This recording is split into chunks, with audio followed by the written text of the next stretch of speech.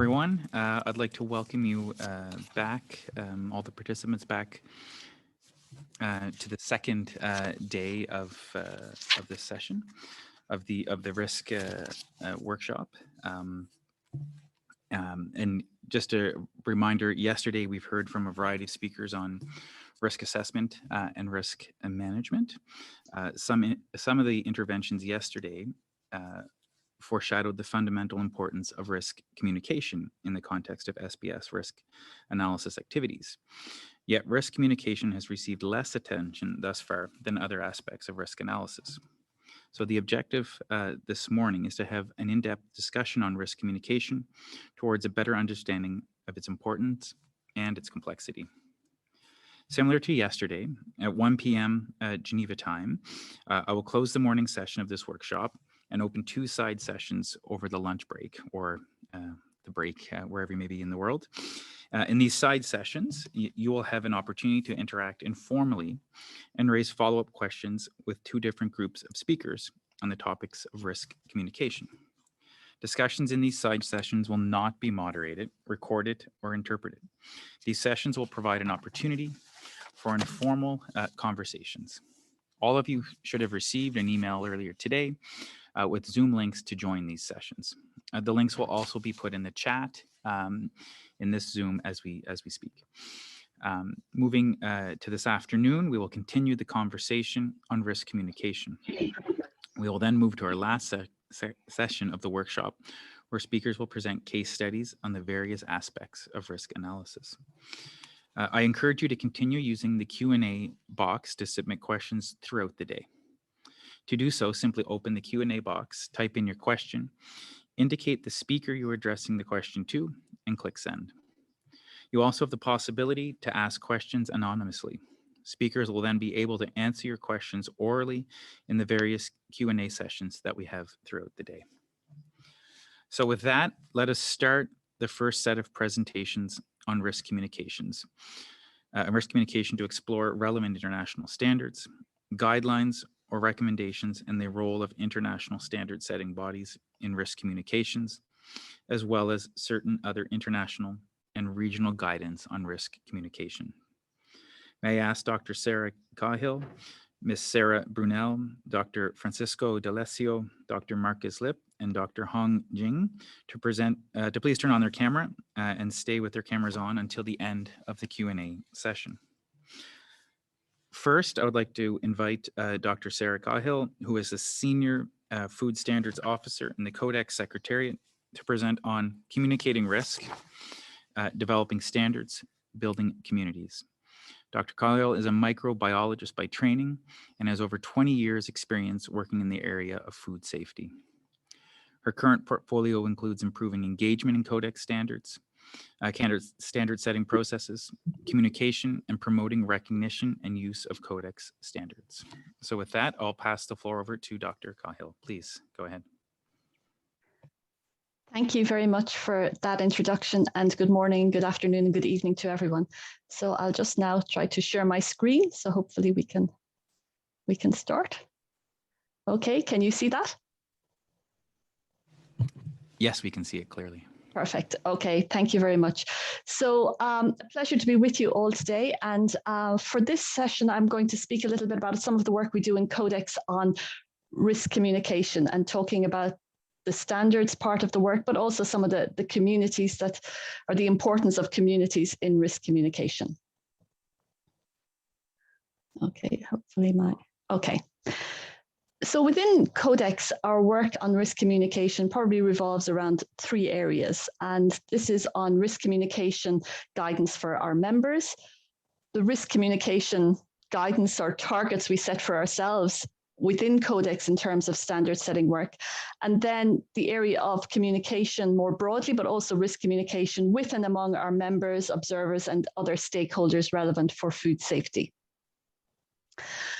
And maybe to start off today, it's good to have a look at a definition of risk communication, which is something we have within Codex. And within this definition, we've tried to highlight some of the key aspects of risk communication, noting that it's an interactive exchange of information and opinions.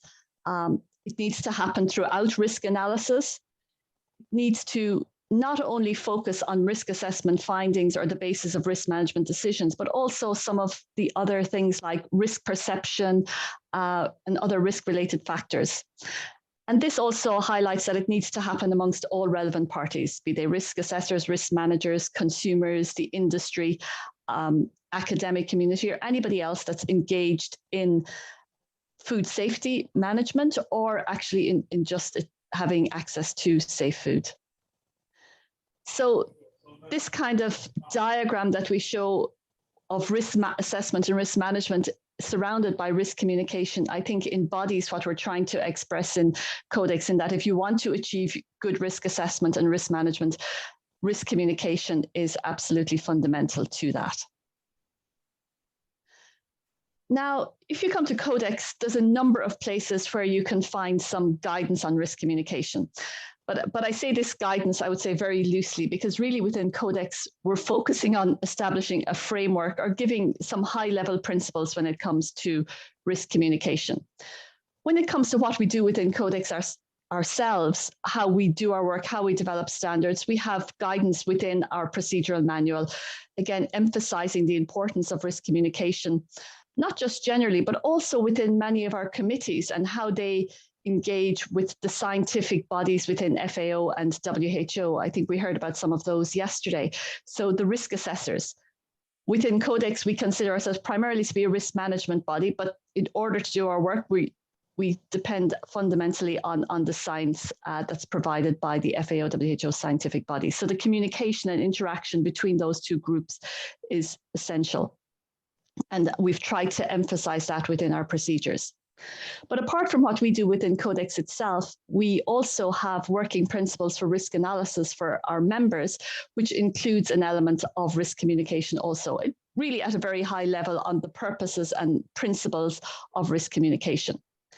And then within some of our standards, I've mentioned a few here, such as on biotechnology, antimicrobial resistance, rapid risk analysis when detection of contaminants in food, where there is no regulatory limit. All of these guidelines or within Codex highlight the importance of risk communication. But not only do they highlight the importance of it, some of them actually indicate the importance of risk communication as a risk management tool. And I'll talk a little bit more about that in a moment. Now, this slide just highlights some of the reasons or the purposes of risk communication within a risk analysis framework. And I don't want to go into it in details. I have links in the slide, so when that's shared, you'll be able to access it directly. But I've just highlighted in red, I think, some key words which I think are important when it comes to risk communication, as if we just focus on those words alone, we start to understand the importance of risk communication. And really, fundamentally, it's about creating awareness and understanding of the issues that we're considering. It's also about transparency, and I think we heard yesterday about, transparency is, risk communication may not be mentioned in the SPS, but transparency is, and risk communication fundamentally contributes to that. From our perspective as well, the better our communication, the more effective and efficient our work will be. And it's also key to establishing those strong working relationships, which are key to effectively developing standards within Codex, but also when it comes to working on food safety risk management at the country level. The next point, I think, is really critical, and this is how we establish trust and confidence in what we do. Within Codex, this aspect of communication really underpins the need to have a strong and trustful relationship between our members and between the members and the Secretariat. This is what it fundamentally allows us to do our work. So the communication and communicating risk is key to achieving that. And it's also key to ensuring that everybody actually gets involved in the process and contributes to that process. And finally, I just want to highlight from this that risk communication, it's not just about communicating our science or communicating our standards, but it's also about listening to the concerns that members may have, that individual groups may have, that particular stakeholders may have, and trying to understand those and ensure that they get considered within the whole decision-making process. Now, since transparency, I think, is what really links us to the SPS agreement, I just want to indicate a few things that are highlighted within our Codex text, which contribute to transparency. And the first of these is about having communication or risk communication that's clear, interactive, and documented. And then to ensure that we're not just about dissemination of information. Anyone can disseminate information. It's easy to share a document, but when we want to communicate, this involves that it's more than one-way traffic. And this highlights the importance of reciprocal communication with all interested parties. The reason for this, and the reason why we think it's so fundamental to transparency, is by doing this, we're ensuring that all information and opinions are available in a way or communicated in a manner that allows them to be taken into consideration in decision-making processes. We don't want a situation where, sure, we have a great risk assessment or we have some great scientific information, but because it's too complex or not clear enough, it's not taken into consideration. And this would only undermine our standards within Codex, but also undermine risk management decisions at the country level. And I think the final part here when it comes to transparency is we cannot ignore dealing with constraints, uncertainties, and assumptions and their impact. Many times we hear that it's very difficult to communicate things like uncertainty and aspects like that. But I think the last year has really been an eye-opener when it comes to communication of complex issues and uncertainty. Many people we've seen through the COVID pandemic have become much more amenable to hearing about the scientific information and hearing about the challenges that we face in addressing that. So it highlights that we shouldn't shy away from communicating these kind of aspects. We just need to find the mechanism of doing it, and then we will have a receptive audience. Now, as I mentioned earlier, risk communication is often considered as a risk management tool within Codex.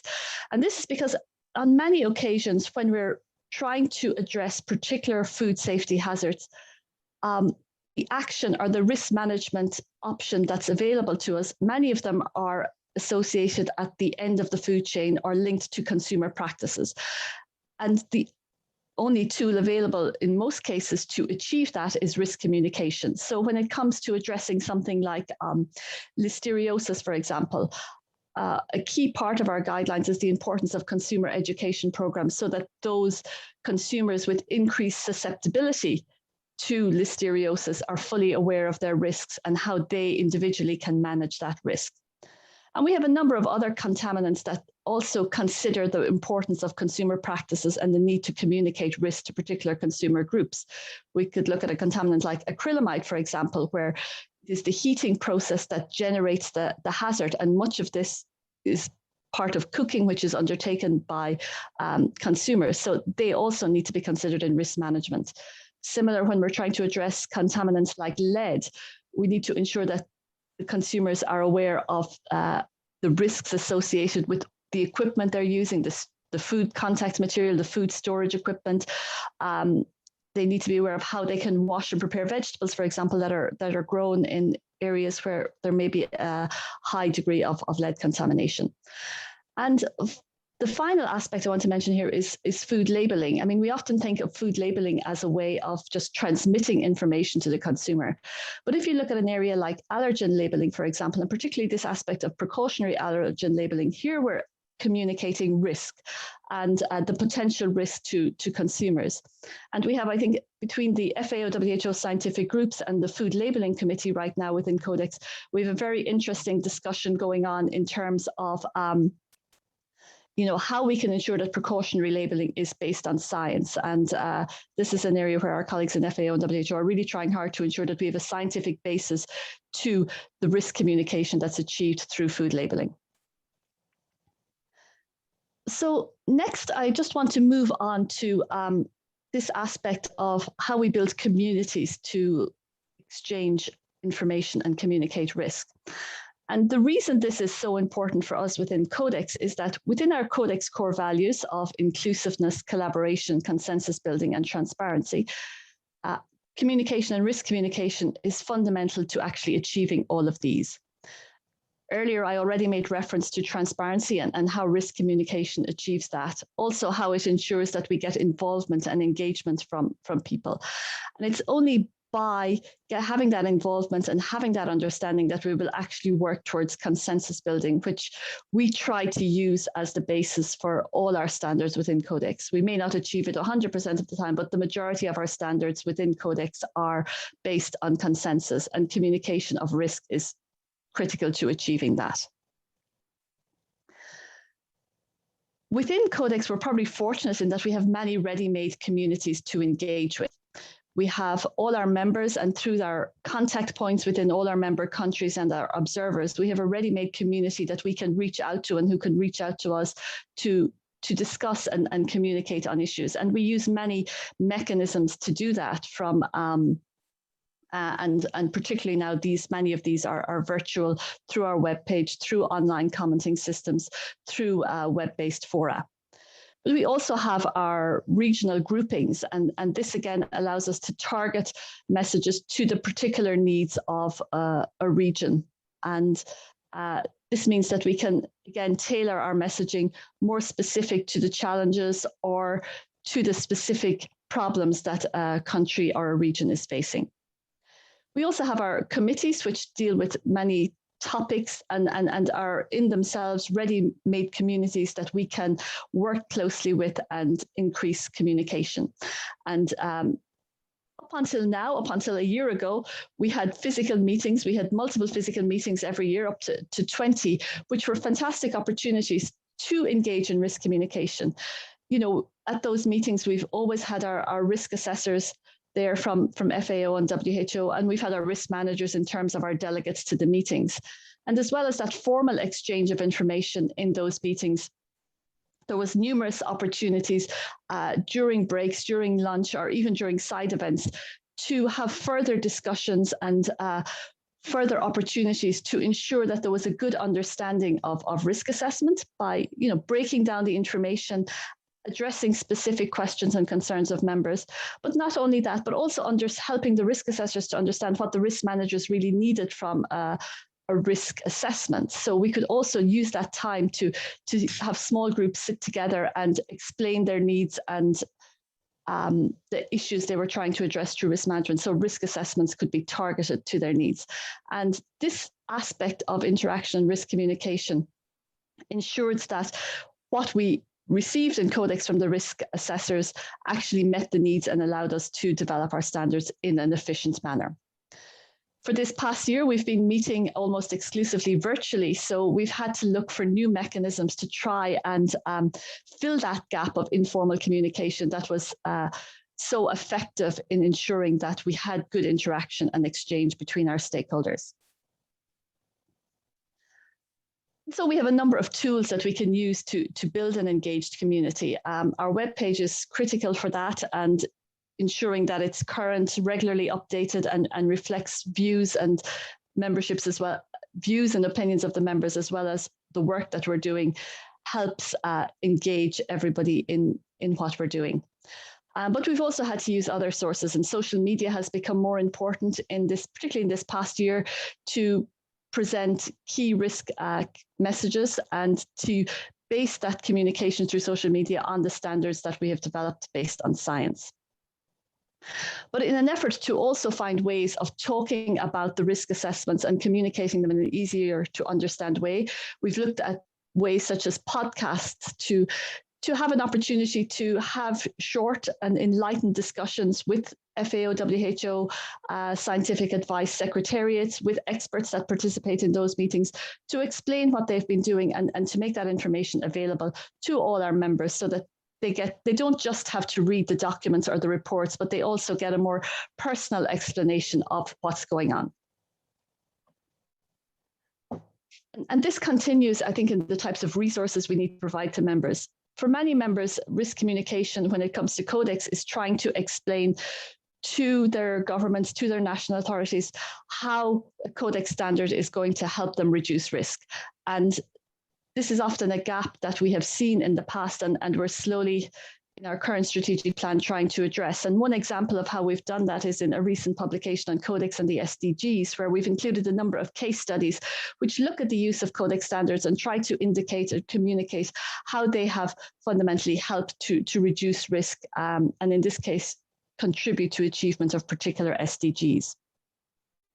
But we also provide space on our webpage for our observers, for our members and the regions to bring information to us about what they're doing and what the challenges are within their particular area. And this has been critical in helping us understand better what we need to communicate back out to them. So we see that there's many more needs, many more opportunities to communicate.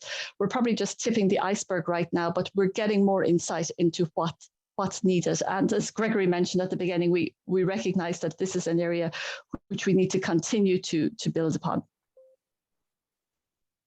So finally, what's been the benefits we've seen so far of taking these kind of multi-pronged approach to communication? And at the end, I think it's all about building good relationships with our members and observers and those who contribute to and benefit from the work of Codex. By building those relationships, we help to increase awareness and understanding of our work. We build up this trust and confidence that we need for, I think, effective risk communication. We get more engagement from our members, and this ultimately contributes to us being more efficient and effective. And critically, I think then it contributes to having a product that's been developed in a very transparent manner. So I'm going to finish there. Thank you very much. I'm happy to answer questions later. And these are just our contact details if you want to know anything more about the work that Codex is doing. Thank you.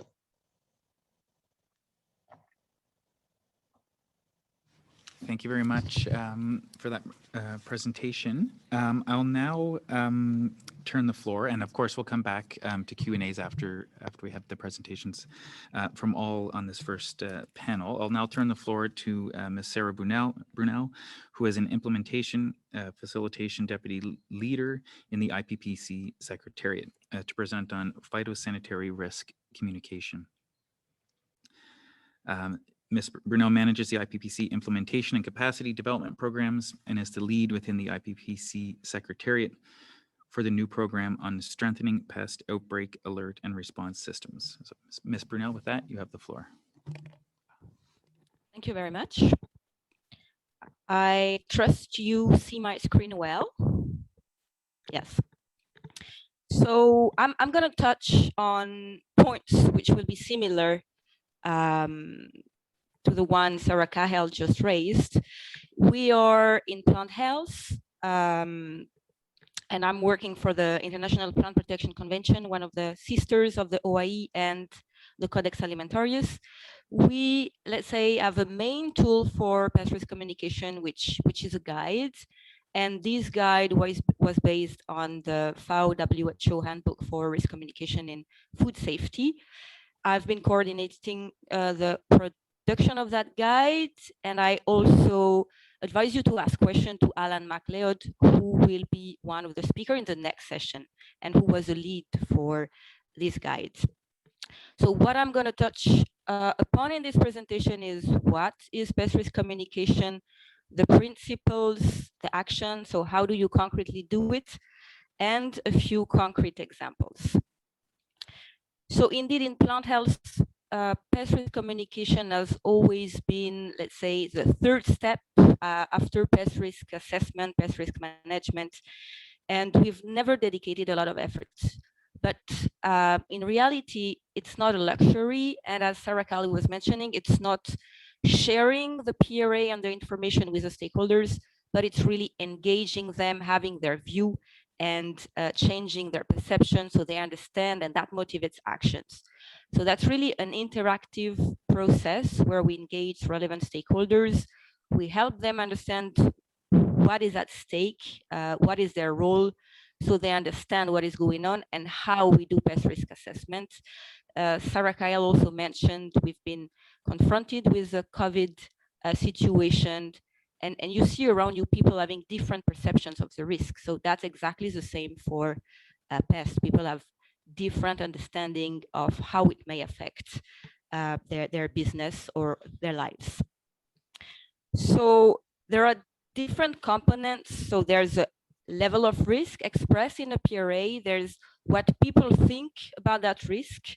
And we need to act on that perception so people have the correct understanding, which leads to the correct action. That's the level at which you want to act with pest risk communication. You understand it's not trivial, it's crucial to really having the result out of your pest risk analysis. So pest risk communication is really important, as its objective is to protect plant health through the provision of information that enables risk management decision making to better informed to be better informed, and the implementation of such decision to be more effective. What this sentence captures is also what I mentioned, that you're also listening to what the stakeholders think and you interact with them. It's really a dialogue. There are principles. Sarah Cahill also mentioned these principles: cooperation, transparency, respect. You want maybe to speak the language the people speak. You want to understand their cultural background. Hi, Sarah. It's Greg McDonald Yes. here. The interpreters have asked if you can move your microphone just a bit away from your mouth. They're having some trouble picking up the sound. Sorry. Okay. Thank you. Is that better now? I think that's better now. Okay. Yes. Yes. So the other two principles are responsiveness and commitment, because by engaging in risk communication, you really want to motivate action. You really want to motivate an informed action by all your stakeholders. And these are, let's say, general principles we also use for developing our standards, as well as when we implement our phytosanitary capacity evaluation tool at the national level. We invite the NPPO, the National Plant Protection Organization, to identify the stakeholders, work with them, commit with them, and engage into a sustainable dialogue so each other understands what the other does. So there are key factors for success. Risk communication does not happen on its own. You will need to plan. You will need to plan through a campaign. So the NPPO needs to be aware. Oftentimes, there might not be the competence within the NPPO, or there might be lengthy procedures to get clearance to be releasing a press communique, for instance. These are some of the challenges the NPPO faces. You need to understand the nature of the risk very clearly through the pest risk analysis, and to be able to communicate that clearly through simple messages. A very central element are the stakeholders. So you've certainly already heard about stakeholders analysis. You want to know what are the stakes, what are the people who have an interest in what you do, evaluating what is their interest, their level of interest, as well as their level of influence, and how you involve each one of these groups. And you also want to understand their needs, what they want to know, what they know, and more difficult, what they don't know. So you can input this extra information necessary for an efficient action. And then the NPPO has the responsibility to convey the message and involve the stakeholders at all the stages, pest risk analysis, pest risk management as well. So that allows to have information provided into the pest risk analysis. And you may act differently according to the information the stakeholders have. You may need to advocate for precaution or for crisis, depending on the level of risk which is effective and which is perceived. So concretely, how do we put risk communication into action? So first of all, you need to establish interactions and long-lasting relationship with the stakeholders.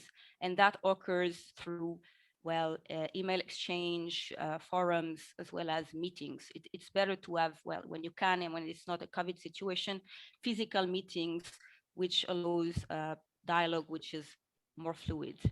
You also need to communicate clearly your uncertainty, to deal with that uncertainty and be transparent about it. Communicate early and communicate all the uncertainties.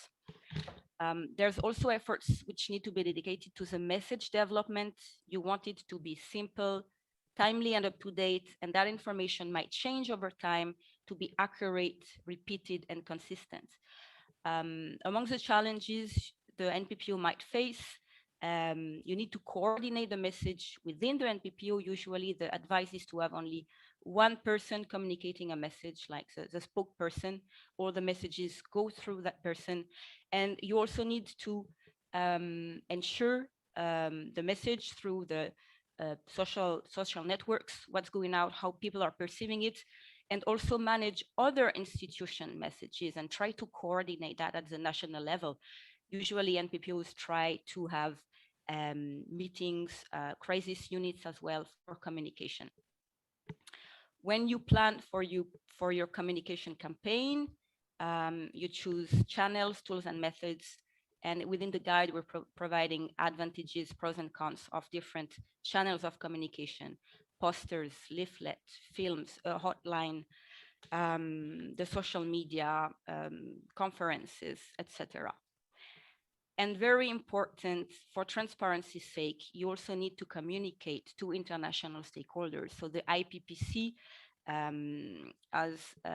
within its very text, the national reporting obligations. I will tell a little bit more afterwards. Of course, during the whole process, you want to monitor and evaluate what you're doing so you can revise.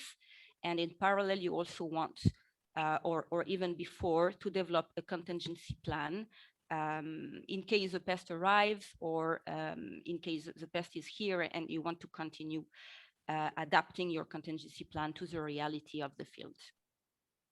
So here are a few case studies. So first, at the national level, the Canadian Food Inspection Agency releases 2 posters, which are very catchy. You see very good examples of communication. There's an explanation of why, there's a catching picture, and there's an indication of what to do. So when you're a reader, you understand that there's a problem with firewood, and you could bring pathogens, and you know exactly what to do. So don't buy it, don't burn it on the spot, but don't bring it home. Very simple message. Initiatives and risk communication also happen at the regional level. That's here the example of what EPO did through a posters as well as luggage tag. And the message is very clear: don't risk it. This poster was translated in more than 20 languages and is displayed in places where people travel, so airports, border inspection points, travel agencies. Other regional plant protection organization also had messages, risk communication messages, like NAPO, like OIRSA, or CAN on Fusarium wilt tropical race 4. And so what do we do at the global level within the IPPC? We have our international phytosanitary portal where all our information is found. Just like the Codex Alimentarius, there's a huge transparency in producing standards as well as in producing guides. There's also a call for topics for new standards and new guides. So we really hear the concerns of the country, building an understanding, building trust as well, being very transparent with very accurate procedures. And we have news as well and calls. In the news, we're promoting what we do at the IPPC Secretariat level, and sometimes we're also promoting what country do. We're in the process of improving our website. Indeed, we engage into a design thinking process, and we're always more attentive to listening to our target audience needs. We're also having social media networks through Facebook, through Twitters. And for what really concerns pest reports, we also have our national reporting obligations. Countries have the obligation to be notifying the IPPC about new pest outbreaks for regulated quarantine pests. And we have a website dedicated to that. And there as well, we're in the process of improving what we do to engage more with the countries so that they would report in a timely manner. We're also considering how it should look like in terms of the software. And we're in the process of releasing a new call for experts to be part of our national reporting obligation subgroup. So this is all in the making. Last but not least, I want to let you know that we're in the process of releasing a new e-learning course on pest risk analysis. Indeed, that's an adaptation to the COVID situation. We're doing that with the Coleacipe in the framework of a COMESA project. And this course is going to be quite interactive and having different levels, and will be available in English and French. We will be letting you know when we release our webinar to be advertising this new training. Other e-learnings will be available on expert certification, surveillance, and inspection. And so as a nutshell, I really want to emphasize the fact that the dialogue with the stakeholder is really the core of pest risk communication, so that the stakeholders will understand what is at stake, how we do things, and will enhance the overall effectiveness of the PRA process. I want to conclude by saying that we also have great opportunities with our new program on pest outbreak alert and response systems to collaborate with our colleagues from FAO, Codex, and OIE to be working together to develop messages for risk communication as part of the One Health development agenda of the new FAO strategic framework. Thank you very much, and I will be happy to take your question after the presentations. Thank you. Thank you very much, Sarah, for that presentation. With that, I'll now give the floor to Dr. Francisco D'Alessio, who will present on risk communication, OIE international standards, activities, and tools. For those who did not have a chance to meet Francisco yesterday, Dr. Alessio is the deputy head in the standards department at the OIE Secretariat.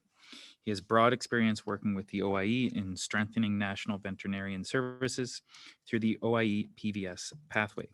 Dr. Alessio, you have the floor. Thank you. I'm trying to share my screen. I wish I could do it as smoothly as my colleagues.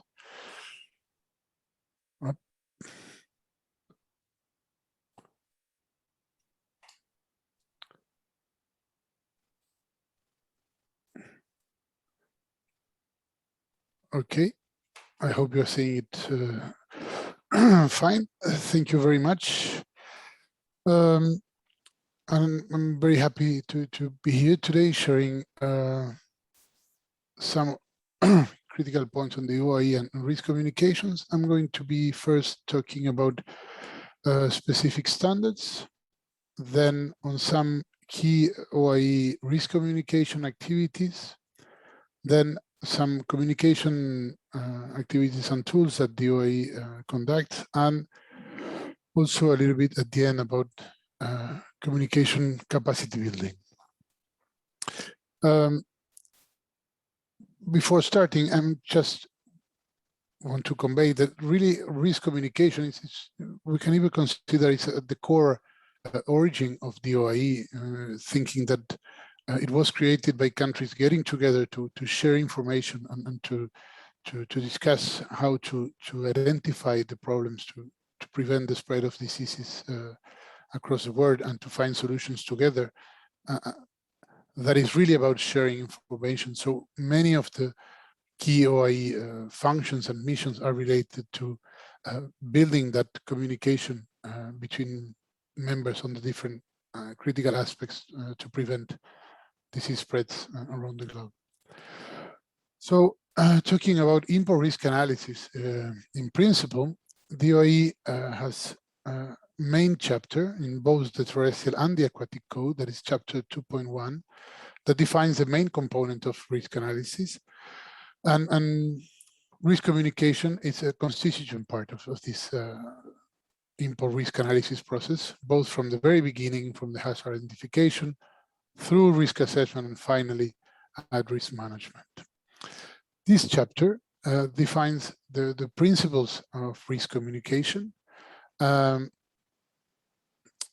as a process by which information is gathered regarding the hazards and risks from the initial stages of the process until the end, sharing the results of the risk assessment and proposing the risk management measures. And the main actors of this communication is not only the importing country authorities, but also the authorities in the exporting country and other stakeholders, such as domestic and foreign industry groups and domestic livestock producers and consumer groups. This is critical that the private sector and the different actors involved, or stakeholders in the process, are highly involved in these communication activities, because those are the ones having to take all these measures into account. There are other OIE standards that are critical for risk communication, although not necessarily part of that risk analysis chapter. Chapter 1.1, so the first chapter of this terrestrial and aquatic codes, deals with the obligation of members to notify diseases and epidemiological information to the OIE. This chapter establishes obligation for members to report immediately the occurrence of listed and emerging diseases, to notify follow-up reports, to this immediate notification, to keep the international community informed, and also to produce periodic reports, 6-monthly reports, about the absence or presence and the evolution of diseases in the different territories. This chapter also established that members wishing to establish zones of reaching freedom of some disease should also communicate it to the OIE, and that they can also share other relevant important information in addition to these specific points. And then it also established that the OIE headquarters should communicate this information to the OIE membership. Section 5 of these codes, that deals with the trade measures, import and export proceedings, and veterinary certification, also include critical articles regarding risk communication during the import risk analysis process. One specific article dealing with the responsibilities of the exporting country established that exporting countries should, if they are requested by the importing country, provide information on their animal health situation, their national animal health information systems, zones or compartments that are established, to provide regular information on the occurrence of notifiable diseases, to provide details on their capacity to apply measures to control and prevent these diseases, to provide information on the structure of their veterinary services, and any other technical information on the different measures like vaccines or biological tests that are applied in the territory. Within this section, other article dealing with the responsibilities of trading countries in the event of an incident establish that both, if a case occurs after an export has been shipped in the country of origin, the veterinary authority should notify it to the importing country for them to be aware. And in a similar manner, if an outbreak occurs in the importing country, can be related with an importation, this should be communicated to the exporting authority for an investigation to be made. And the results of this investigation should also be communicated. Then there are other processes that are established in this section that are critical for risk management communication, about the discussions around equivalence or certification or the border control procedures. And once again, I think it was mentioned by my two colleagues from the two sisters, the transparency and risk communication throughout the import risk analysis process is critical to achieve the principles of the SPS agreement that we want to respect. I once read that the main spirit of the SPS principle was for countries to treat their imports as they would like their export to be treated. And to do that, you need the information, you need to know what the counterpart thinks about the different risk identified, the assessments that are made, and the measures that are then proposed to be applied. And that can also only be reached through active and engaged communication, risk communication. There is a third standard that I would like to highlight to you, and it's a specific chapter on communication.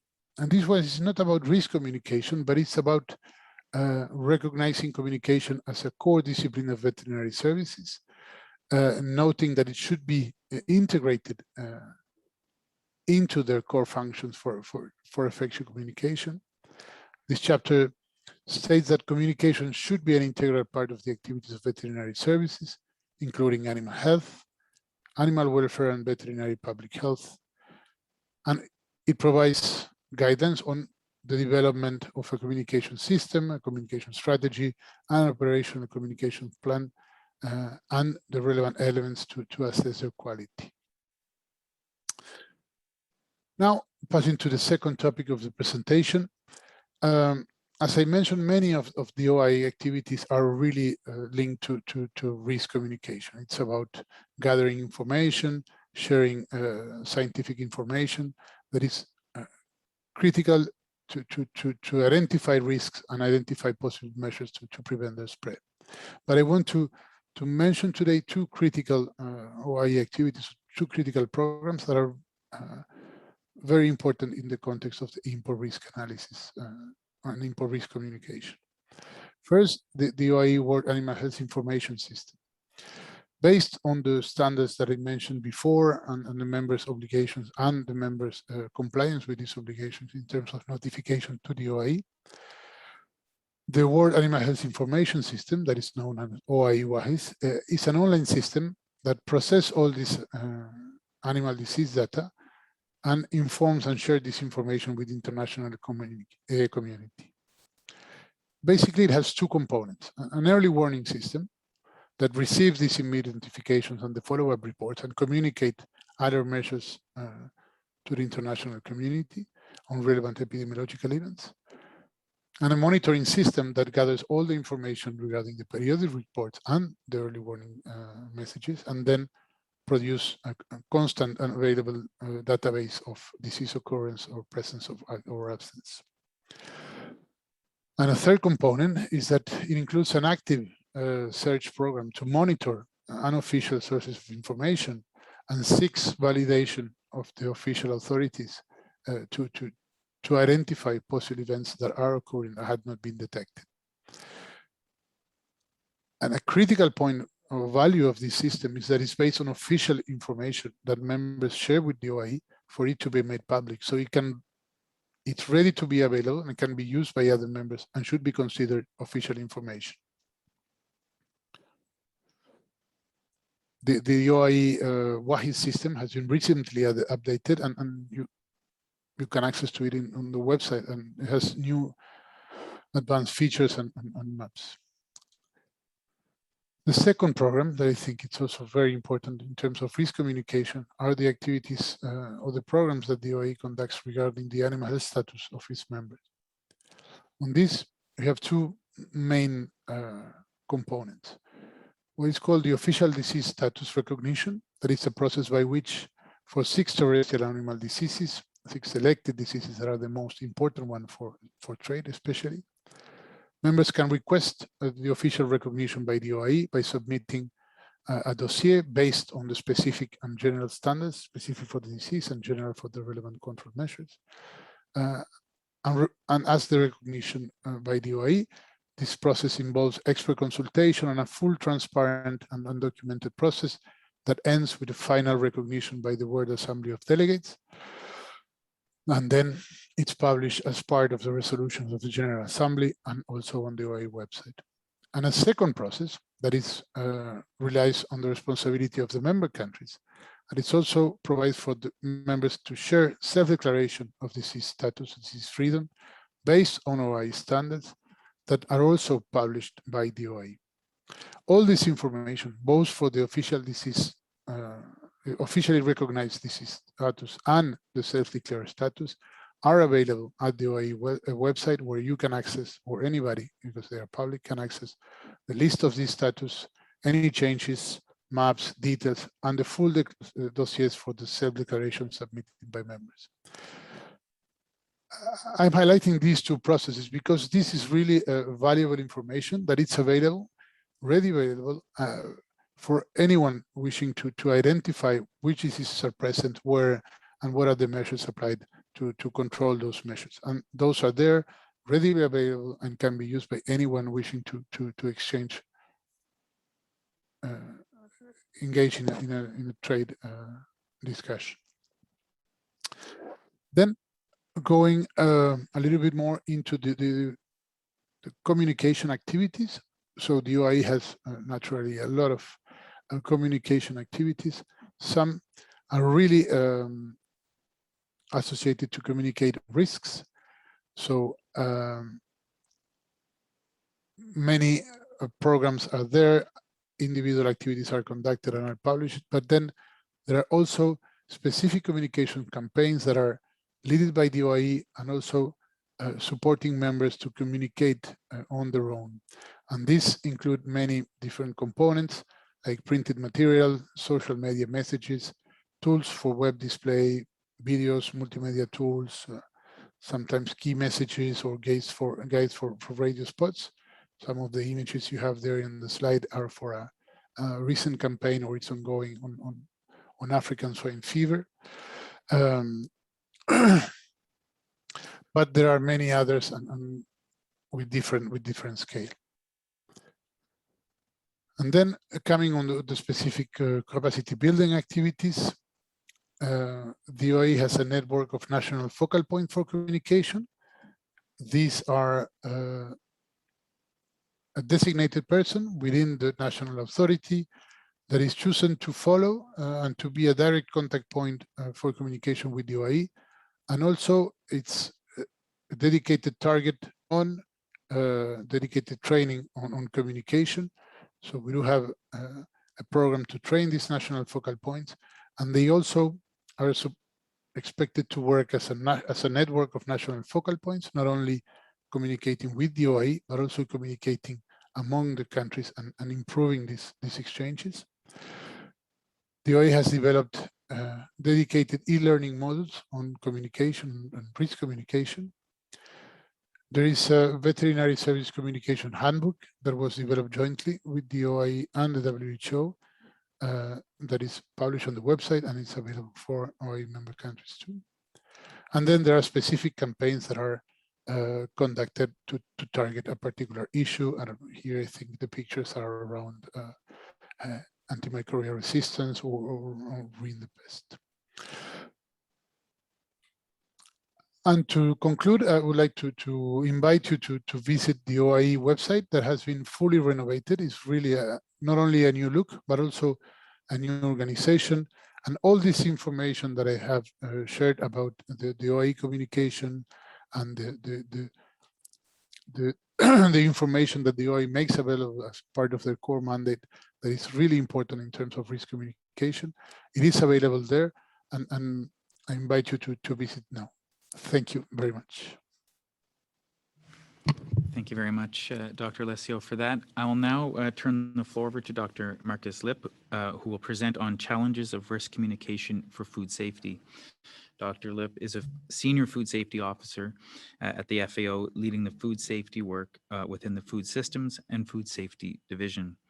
He is coordinating FAO's work on providing chemical and microbiological food safety risk assessment and capacity development work to strengthen national capacities for food safety. Dr. Lipp, please, you have the floor. Thank you so much. And also from mine, very warm welcome, everybody. Now, I did have the challenge, knowing the speakers that came before me, to try not to repeat too many things. And so I was trying to take a different take on the topic. And I will try to make the argument that food, and in particular food safety, requires maybe a slightly modified approach how we think about risk communication in general. So we've already heard risk communication informs about the existence, the nature, the severity, and the acceptability of a risk. So far, so good. Could be smoking, could be traffic, could be lightning. That's all the same story there. It's a dialogue. It's described as a dialogue, as a two-way communication, or others describe it as a dissemination.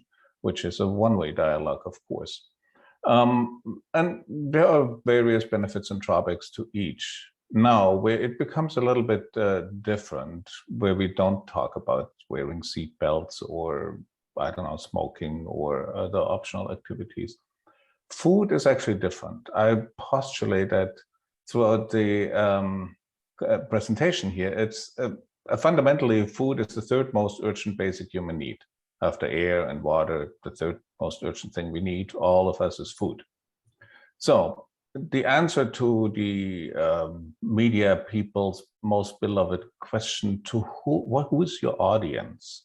To whom do you want to talk to? To whom do you want to communicate? Fundamentally, everybody, right? We all need to eat. We all consume food. Many of us are somewhere involved in food preparation, production, somewhere. And food safety can go wrong at every given point, even if it's still safe in your fridge. If we as consumers make mistakes during food preparation, we are at risk to cause to try and get foodborne illness.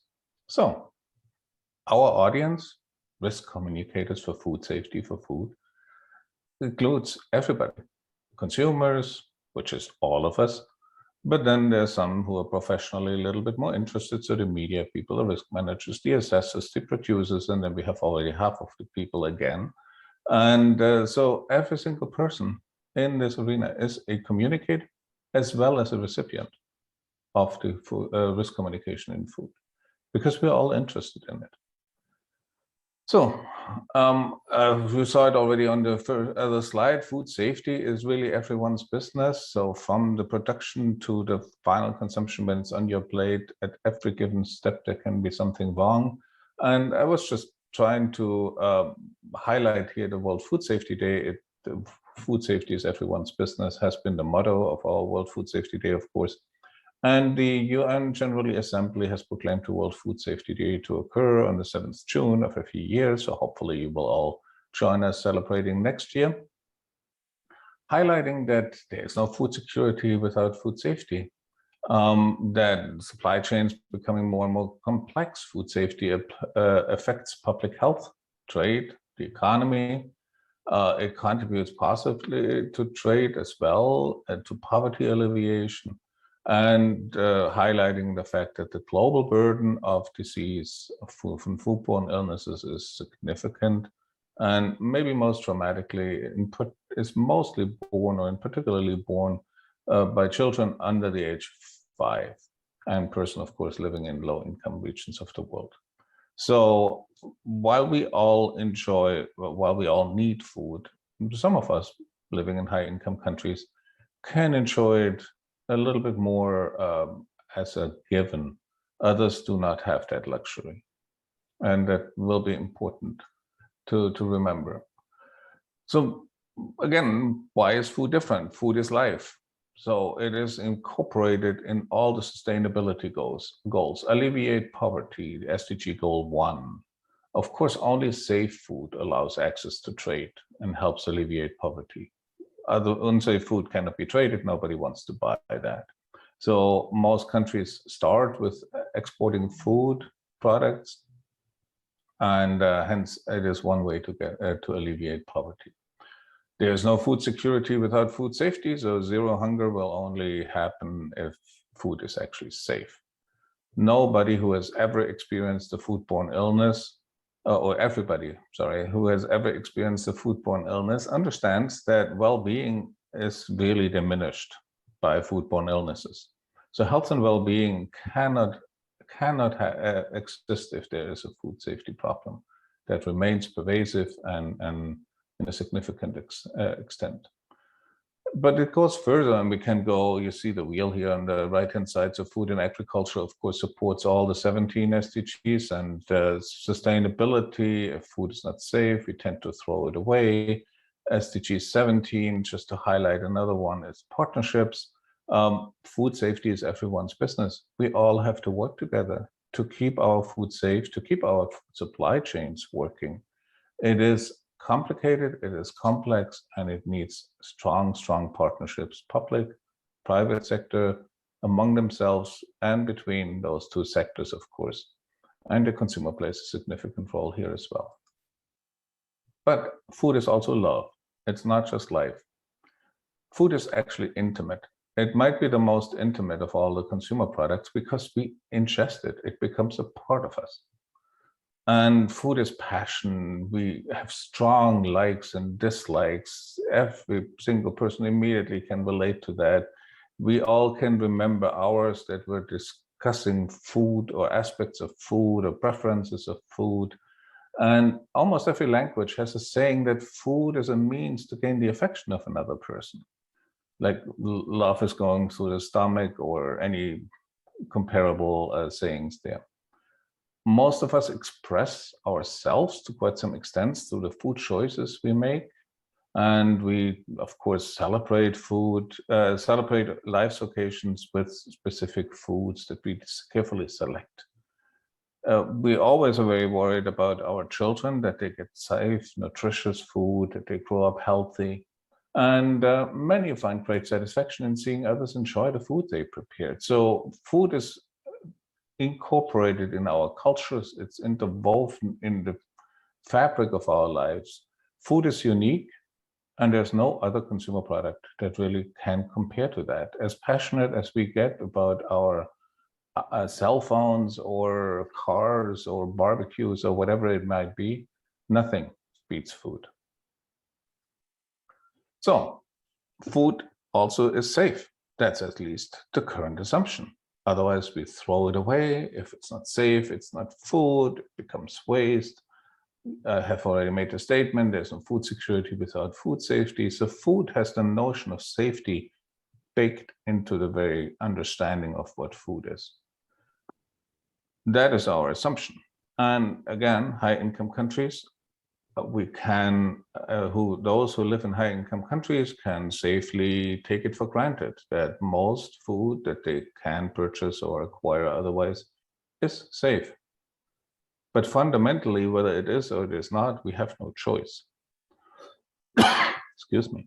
We all have to eat every day. So where that is not the case, where food safety cannot be taken for granted, there's a few psychological aspects that we may want to consider that apply to every person. There's the normalization of deviance. That's the sociologist Stein Wallhan who coined that phrase for the challenging disaster, meaning that we just accept certain risks as being normal if they persist for long enough. There's also the other aspect, which is a little bit more dark, that there have been multiple studies shown in psychology that if animals or people are exhibited to a repeated adverse stimuli that is beyond their control, they will not try to avoid that stimuli even if they have a choice afterwards, because it's perceived as being beyond the control and there's nothing we can do.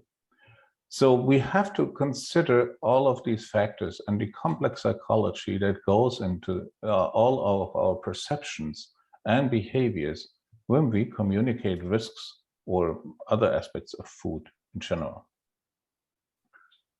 So you have seen both graphics already. They have been shown by others and the risk communication handbook from FAO. I hope you can understand a little bit or can agree with me that food is unlike any other consumer product. And that's mainly in the fact that it's not an optional consumer product. Almost every other consumer product is optional. You can opt out. There are alternatives. Food, that doesn't happen. Food is psychologically so deeply interwoven into the fabric of our beings that also does not compare with others. Food safety failures then quickly trigger the feeling of betrayal.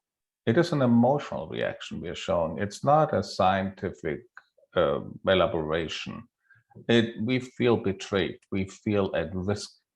We feel that we put our children at risk or our loved ones. And that concept itself makes it, of course, an easy target, food safety failures or alleged failures, an easy target for clickbait. And that is, of course, a reference to our current infodemic, that we get inundated with information that is attention-grabbing headlines, clickbait. Now, on a more scientific level, food safety is extremely complex. There's chemical hazards, there are microbiological hazards, there are physical hazards, there are radiological hazards, and there are many, many, many among all of them. That leaves us as consumers, of course, then stuck with the feeling that food safety, can we trust that food to be safe? Or food authenticity for that question. Can we trust that it's really what it says it is based on trust, because we cannot run all tests. We don't understand all the hazards. And that trust is eroded through infodemics, through bad risk communication, through active food fraud, through active food safety problems that occur. And when those problems occur, all trust in the supply chain actors, including governments, not just big bad industry or however the perception may be, will erode. It is a very critical phenomenon that's also affecting immediately government, because it is that feeling of betrayal that will then trigger an emotional response. So the way forward, that's my last slide then, by the way. So the way forward, yeah, if you had hoped that I can come up with some real great conclusions on how we're all gonna make it better, I don't know. And that's why there's the foggy pathway on the right-hand side. I have no clear way forward. What I do know is we cannot deviate from the science as the foundation of risk communication. Everything we say has to be truthful. But, and that's a big but, risk communication cannot rest only on this notion that scientific facts by themselves will convince. First of all, they never do. And it's just not how people get convinced ever on any topic. Scientific truthfulness is an absolute must-have, but it will not suffice in it by itself. So, science is not enough. That's the short version. Because science does not speak to emotions. Essentially, food is emotional. Food is about trust. Trust is an emotional reaction. Based on some facts, but fundamentally still an emotional reaction. We all have our part to play, sorry. We all have to participate in risk communication regarding food and food safety. No matter which function we are, it's government, it's risk assessor, it's risk management, it's producer, it's industry, it's, I don't know, consumer groups. It doesn't matter, we all play a part. We don't have, it's not just that we have to play, we will play a part in that communication. But fundamentally, I would postulate, and I would like to encourage everybody to engage with us, that we need to reshape our approaches in communicating with regard to food safety. We need to find that bridge to increase trust, to better speak to the emotion of all of us, of consumers, which is all of us, to people, to increase, maintain, to foster trust in our food systems, trust in our food system, food safety system, food safety control systems, food production systems. This all needs to work. We all need to work together to make this happen. With that, thank you very much. And I'm looking forward to the discussions. Thank you very much, Dr. Lipp, for that. So I'll now turn to our last presenter in this session, but not definitely not the least, Dr. Hong Jing, who will introduce the Apec Food Safety Risk Communication Framework. Dr. Jing is a senior scientist at Food Standards Australia and New Zealand, and specializes in food microbiology risk assessment and risk management. Since 2017, Dr. Jing has been involved in the Apec project work. He currently manages the project of trade facilitation through the development of Apec Food Safety Risk Communication Framework. Dr. Jing, you have the floor.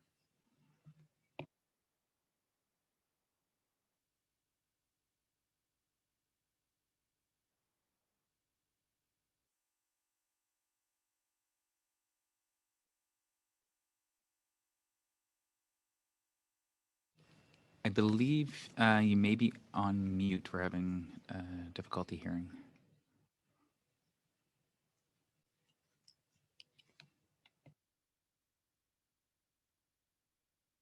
Mute. There we go. I believe we can hear you now. Thank you. Here we go. Sorry again. Good morning and good afternoon and good evening. And I thank the organizers for the opportunity to speak at this workshop. This presentation introduces the Apec project of trade facilitation through the development of a Apec food safety risk communication framework. This project was initiated in early 2020. It's led by Australia with co-sponsorship from Chile, China, Philippines, New Zealand, Singapore, the United States, and the Food Industry Asia. And this project is participated by representatives of food safety regulatory authorities, industry, academics of 18 Apec member economies, and the FAO and WHO. Now, past dealings with major food safety incident or crisis, for example, the mad cow disease incident, the sprout outbreak occurred in Germany, and the hepatitis A contamination frozen berries occurred in Australia, indicates communication plays an important role in maintaining the public's trust and the confidence in food safety and food trade. While recognizing the unique challenges posed to communication during a food safety emergency, such as uncertainty, perceptions on food safety, trust, and confidence, we note that everyday communication have its own challenges. For example, dealing with misinformation and disinformation. The drivers for this development of Apec food safety risk communication framework is to meet the above challenges faced by competent authorities in communicating under a crisis situation and the everyday circumstances. The purpose of this project is to identify and illustrate international best practices for effective food safety communication and to guide the member economies to embrace such best practices in their future communication with the public. The scope of this framework is limited to communication between competent authorities and the public and food industry about food safety matters. This project started with the identification of the problems, i.e. identify the challenges faced by competent authorities in dealing with communication during a food safety emergency or in everyday situation. Now, this established the need to the development of Apec food safety risk communication framework to guide the future competent authorities communication. A review of the recent communication efforts from competent authorities was undertaken. It revealed that the unique insights that would assist to improve the effectiveness of future communication from competent authorities to the public. A destination process was then undertaken based on the review and also in association with a review of the communication text internationally available. Through a number of iterations, these international best practices were converted to principles of effective food safety risk communication. Now, this slide shows you the headings of the 8 principles developed under the Apec framework. These principles reflects the current international best practice in effective communication from competent authorities to the public. The principles described in this framework are not designed to be exhaustive of every element in communication, but contribute to and build on a large amount of regulatory food safety communication knowledge that has been developed by member economies, by the FAO, WHO, and the Codex, and academic risk communicator experts. With the two examples provided here, Principle 1 places protection of consumer health as the primary objective of competent authorities' communication with the public.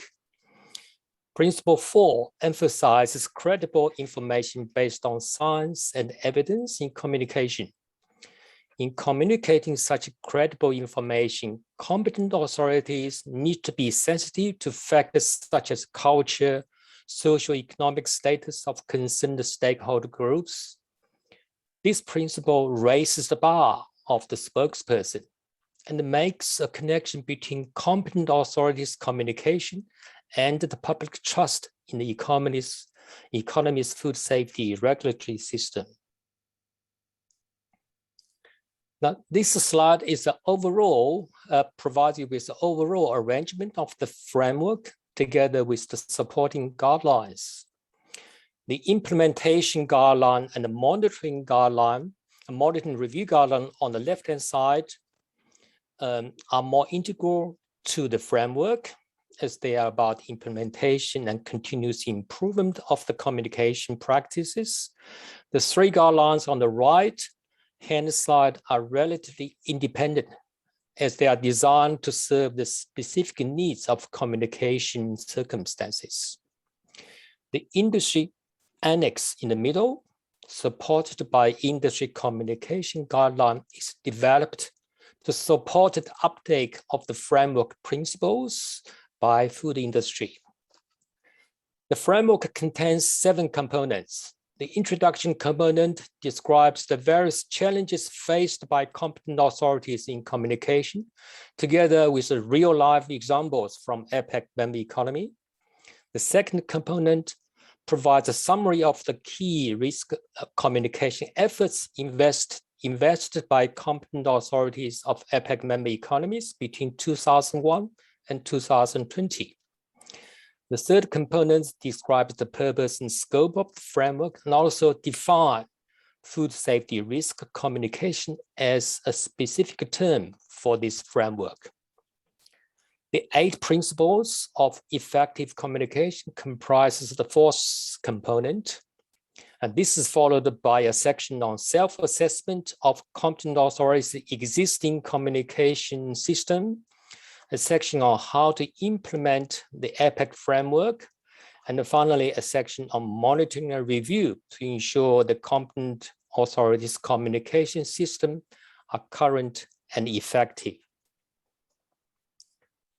Now, these slides provide you with some of the key features of Apec food safety risk communication framework, including communication in this framework and the supporting guidelines focused on communication about food safety matters from and between competent authorities and the public and the industry. But it's not about the risk of communication under the food safety risk analysis paradigm.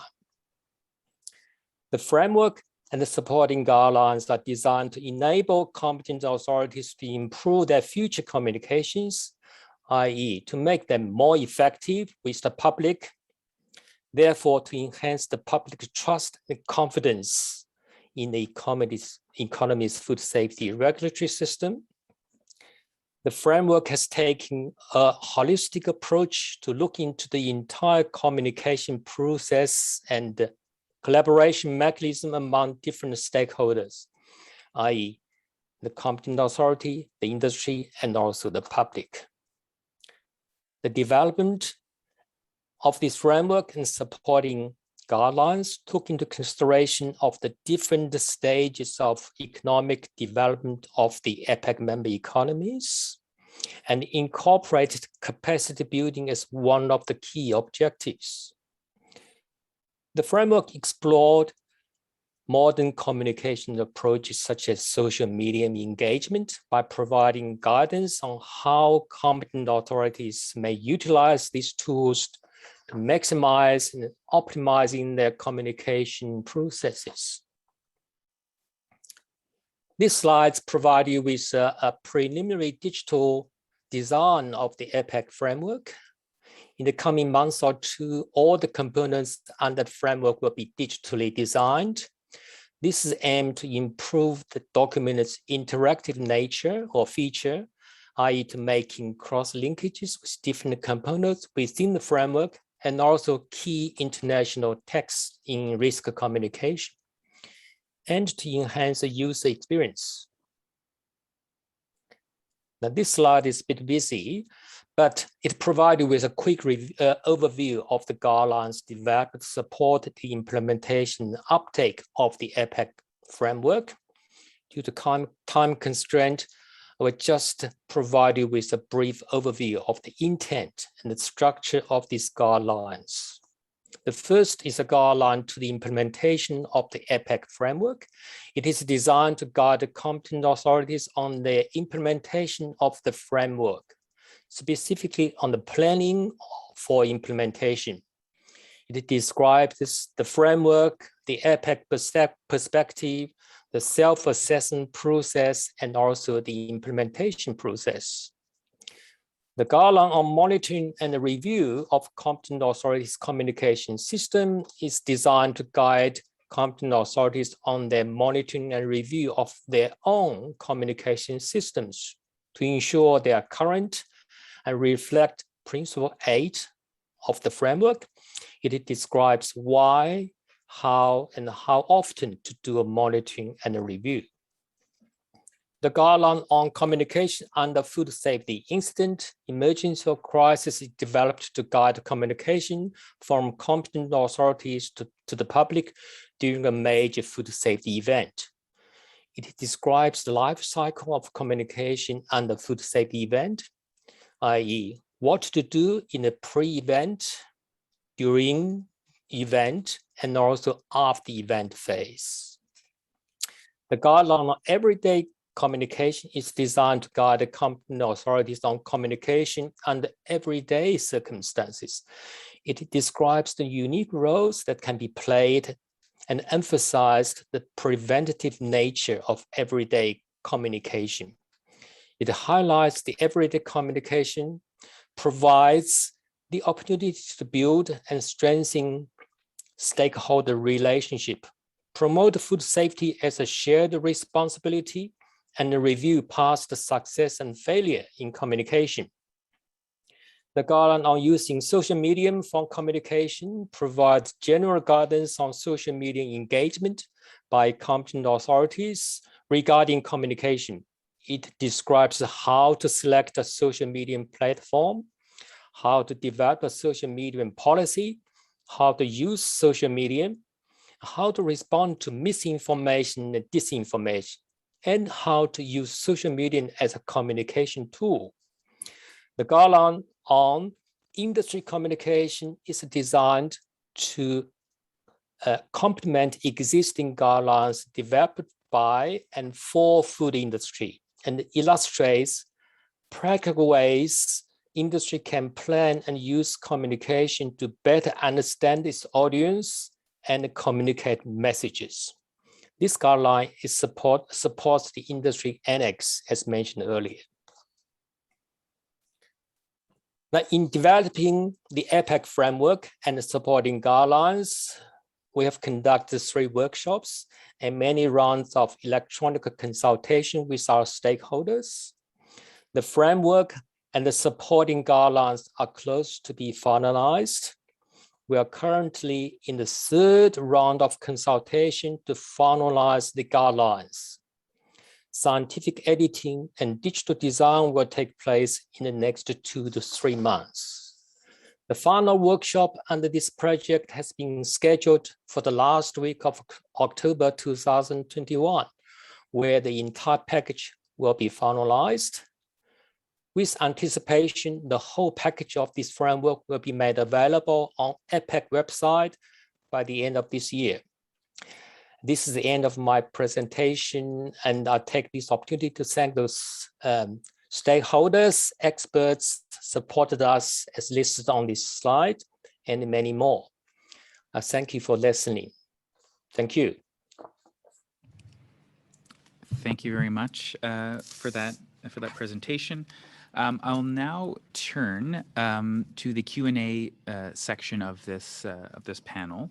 And there are a number of questions that have been raised in the Q&A chat box, and some of them answered. But I thought maybe one of them was the first question that we received today, and I know there are some written comments in the Q&A box, but it was on what is the role industry can play in risk communication, and how can industry better support food safety risk communication. So I think that could be a question to all the panelists. So I don't know if someone wants to jump in and lead off discussion on that.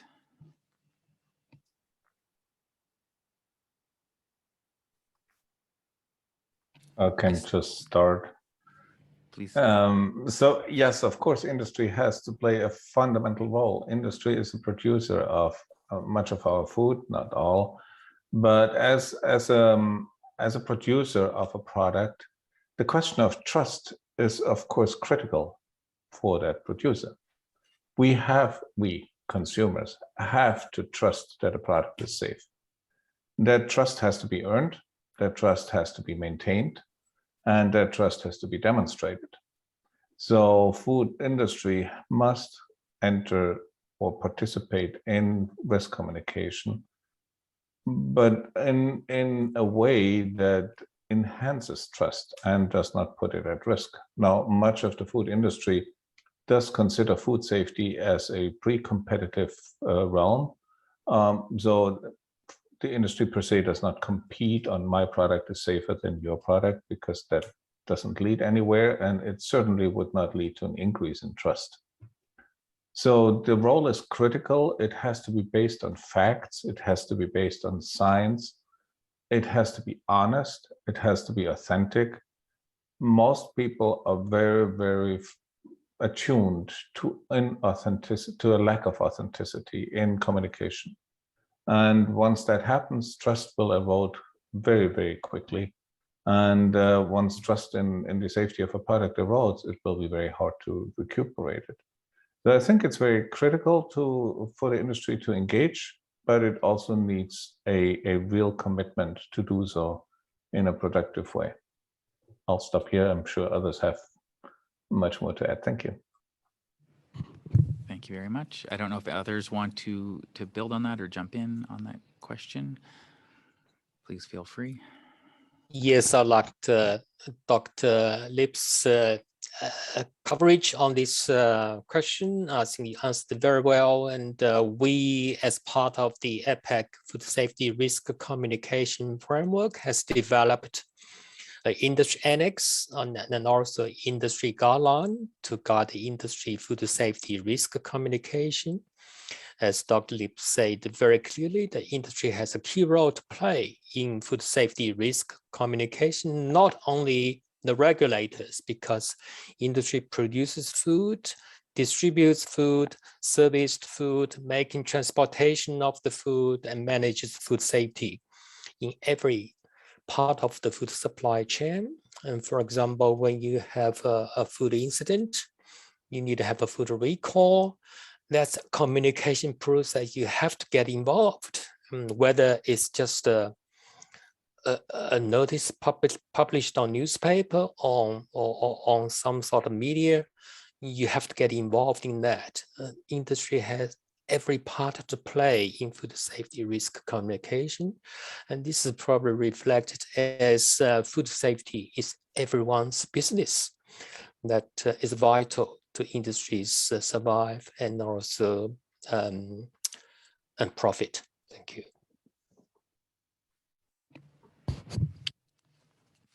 Thank you very much. If no one else wants to jump in that, I'll go back to the. So, oh, I see Francisco is here. Yeah, just a quick. Sorry, go ahead. I mean, I totally agree with what colleague has said in terms of food safety. Also, in terms of animal health, the private sector or the industry, it's a key player. First, because they are the drivers of many of the movement of the animals or in other commodities. So they should be well aware, well informed of the risks, and be there also engaged in proposing solutions.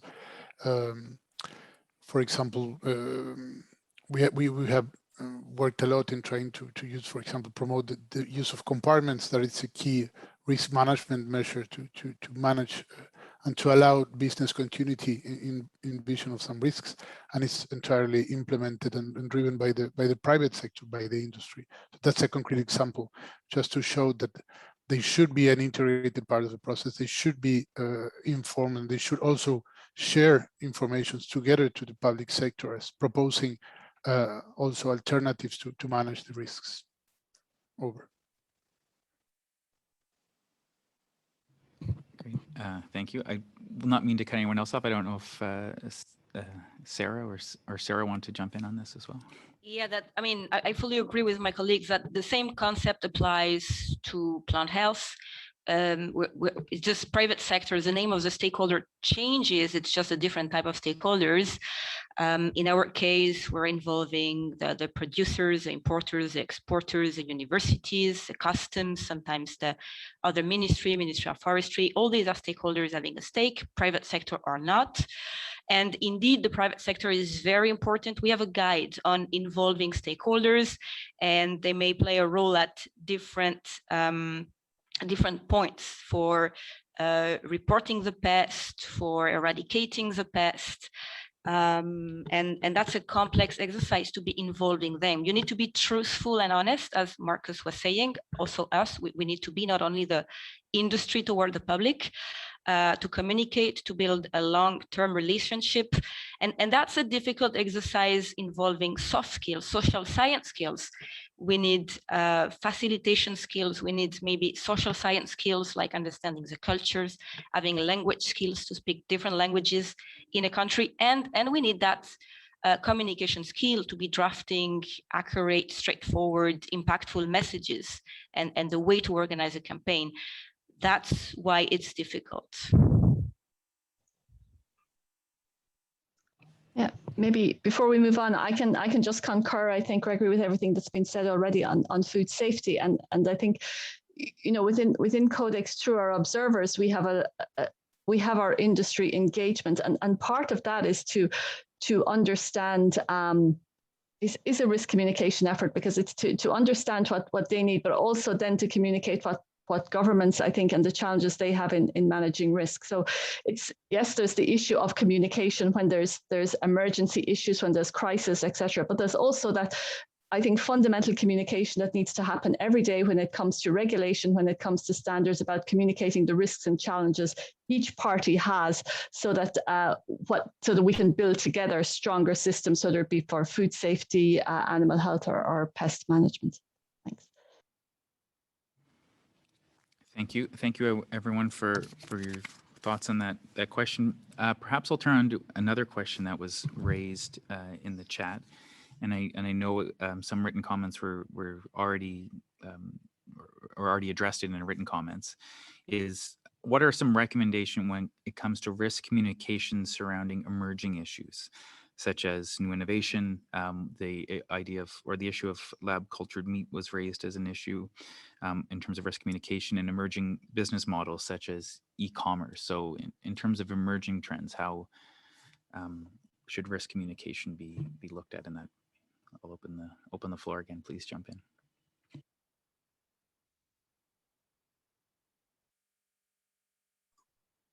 All right, then I'll just jump. So yeah, I left some comments on that question already in the Q&A. I think fundamentally it comes down to communicate, be truthful, be honest about it, and communicate from the perspective of inviting people to trust the new technology, the new product. It is something that is expected people will eat. That's at least the design purpose of this product, if you think about cultured meat. Why would they do that? Because the technology is so fascinating? Or because fundamentally they think, okay, it's at least as safe as the next steak that came from a cow, or the next seafood that came from an actual animal. So I can afford to add other considerations like sustainability, or just because I like the technology, or it's interesting to try something new. But fundamentally, we want to understand that we can trust the technology before we have it for dinner. So that will be a key consideration for every communication approach, is how to invite the ultimate customer, the consumer, to trust the technology, to participate in the discourse, to anticipate the questions that may come up for the consumers, and to answer them to suitable risk communication messages. And I'm not just talking about leaflets or advertisements or printed messages. There's many other options to have a two-way communication, to listen, to understand, and then to respond authentically, truthful, and with empathy to establish that trust relationship. Now, that doesn't come cheap, and it's not easy. I understand that, but I do believe it's the fundamental rule of communication. Thank you. Thank you very much. I'll see if any other panelists would like to add some thoughts on this. Yes, the emerging issues is an interesting one, and it's also very challenging to respond. Personally, my personal view is quite difficult to answer some of the questions in that part, because the technology is new, the science is still developing, and there's already communication going on emerging issues. And if you look at EFSA website, there's an emerging issue report once a year, and they have quite a lot of members participating in discussing those emerging issues. And Food Standards Australia also publish an emerging issues annual report once a year. And this is has brought a lot of interest from other countries and economies as well, because the world is evolving, technology are moving forward, and we have specifically dealt this part in our Apec food safety risk communication framework. We think this one should be tackled as one of the issues during everyday food safety risk communication activity, where you can spend time on having a focus group or having a small seminar or something like that to explain to those concerned stakeholders why the technology come up, why it is regarded safe from our perspective. So it's an interesting one, and it's challenging. Thank you. Thank you. I'll see if others want to jump in before we... Please go ahead, Sarah. Yeah, the world is really changing, so we're trying to adapt. There's the issue of e-commerce, so we're having an activity on that, a program, and we're working with the World Customs Organization. We're developing a guide. The difficulty is to enforce the phytosanitary legislation through e-commerce. That's one of the main challenges. We're also integrating the blockchains, digitalization with our ePhyto, so electronic certification. So you see, we're adapting to the new technologies. We're trying to be even more digital with our e-learnings. And we also have a mechanism in place called the IRSS, or Implementation Review and Response System, whereby we try to capture the new challenges and the emerging issues of our contracting parties.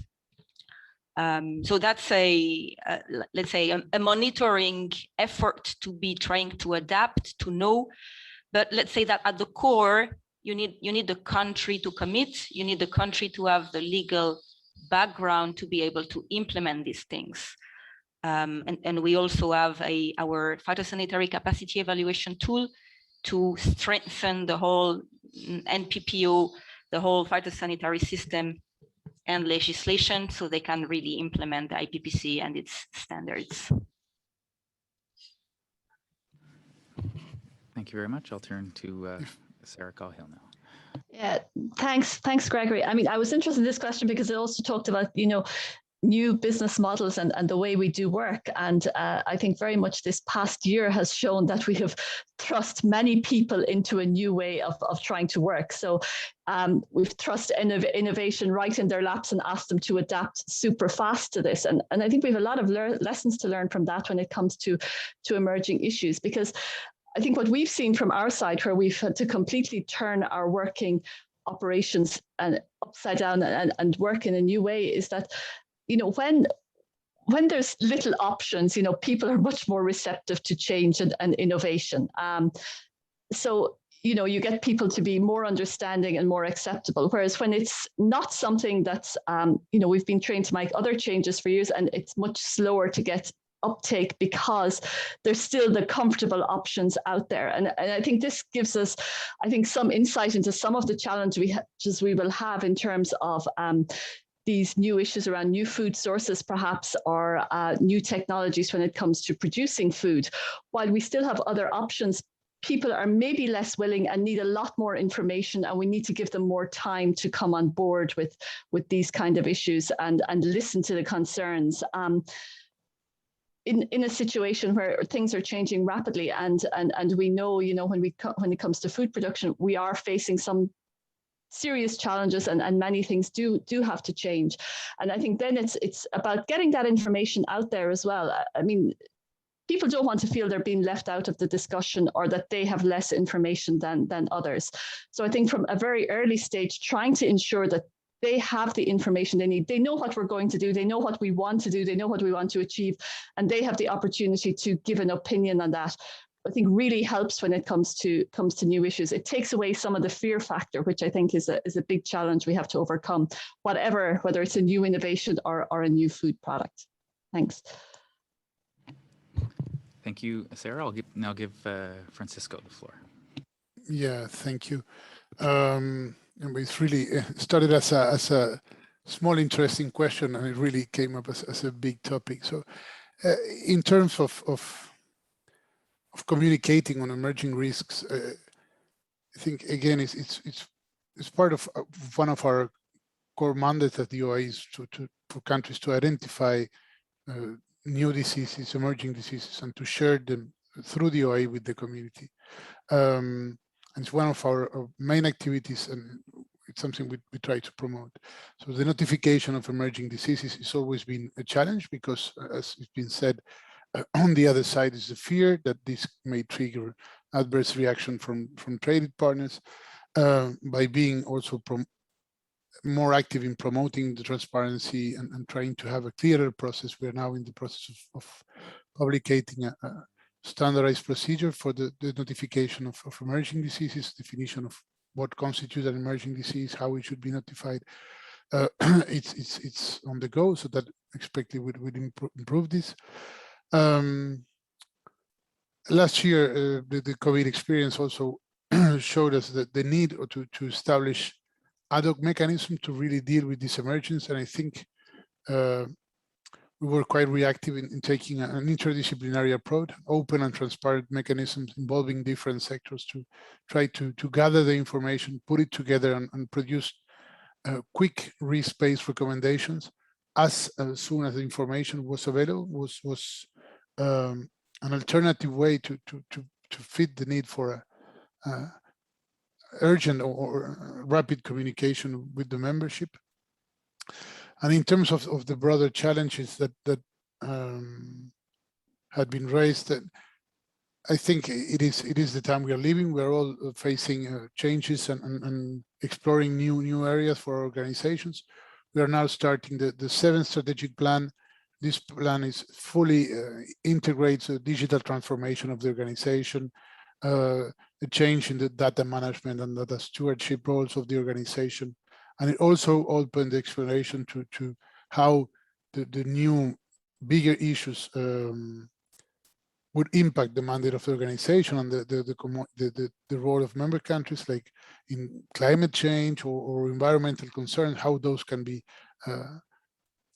tackled by the organization and by the members, and how it would influence the role and the relevance in the future. So it is certainly a very interesting topic that will lead a lot of interesting ideas in the near future. Over. Thank you very much. Indeed, this question could have probably been a topic for a whole session. I'm cognizant of the time to move on to the other two sessions we have this morning. So with this, I would like to conclude the first session, and I'd like to thank all the speakers for your presentations and your interaction with participants through the Q&A and in the chat or the Q&A chat function.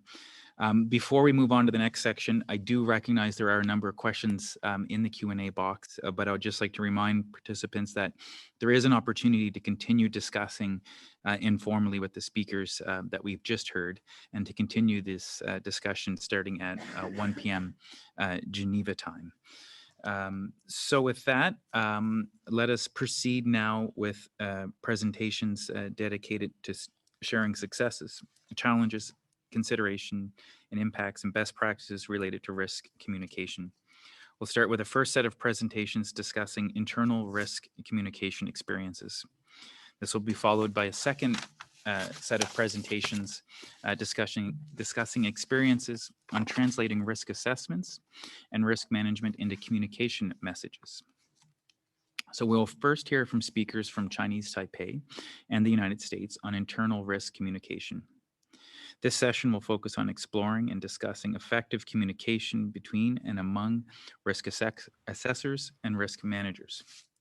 May I ask Dr. Wang Chi Cheng and Ms. Madeline Beal to turn on their cameras and stay on until the end of the Q&A session.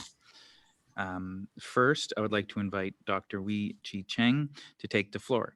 Dr. Cheng is Deputy Director of the Division of Food Safety in the Food and Drug Administration, Ministry of Health and Welfare in Chinese Taipei. His main area of work is food safety, risk management, and risk communication, where he works on amending food safety regulation and communicating to stakeholders during food emergency issues. Dr. Chen will present on risk communication based on scenario assumption. Dr. Chen, you have the floor. Okay, thank you very much. So everybody, can you hear me? Yes, we can hear you clear. Okay, thanks for your introduction.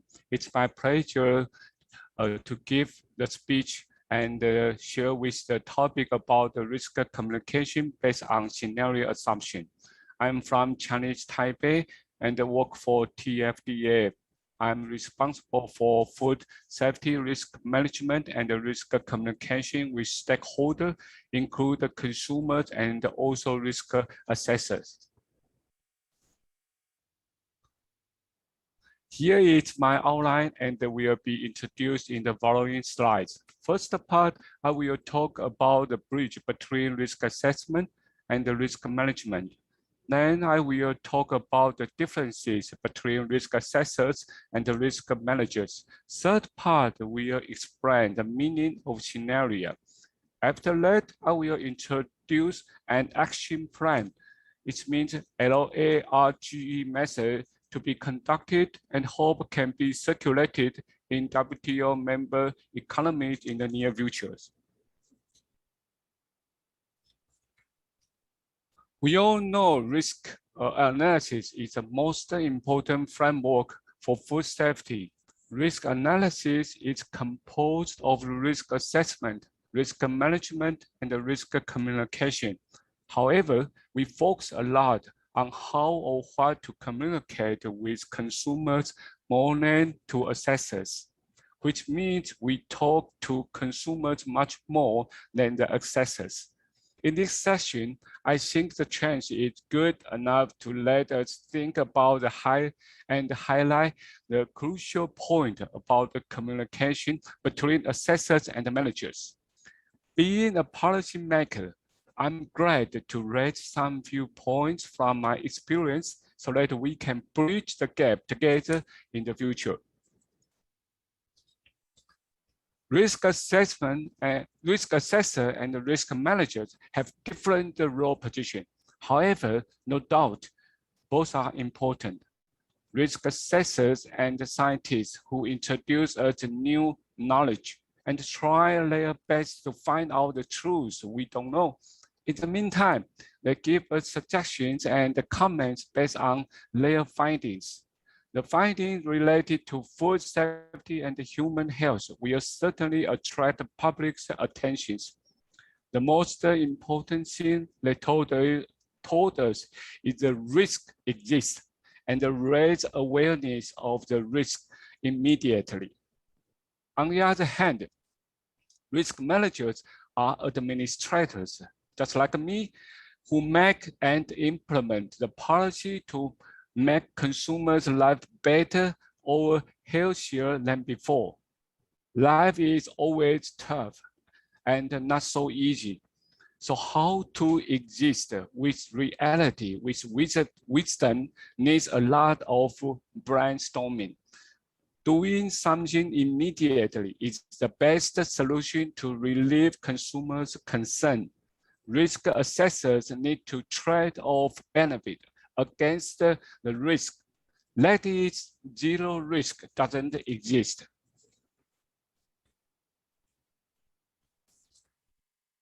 The difference: risk assessors and risk managers think differently.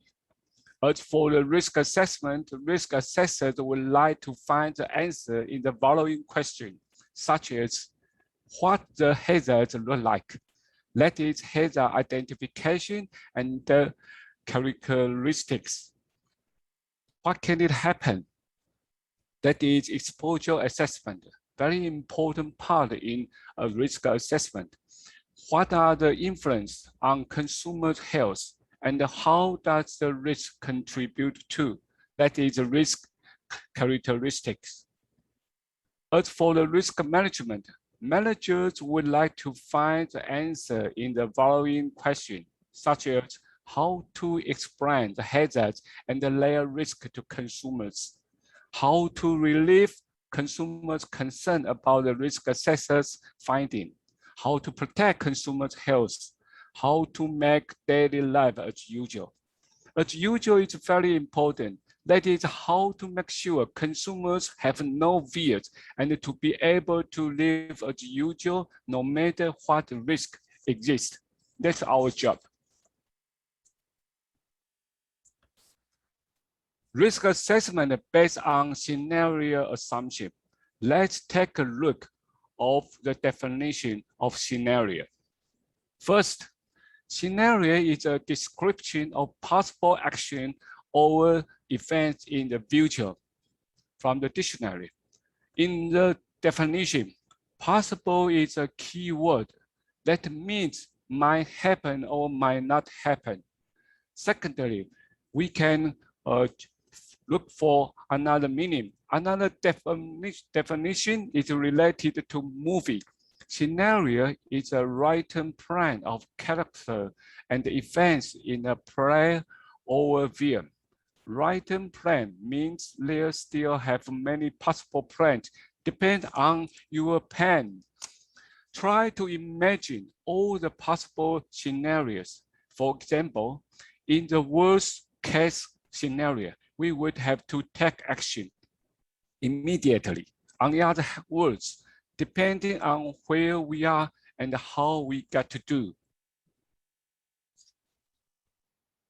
Scenario, it consists of three key elements, including hazard, possibility, and consequence.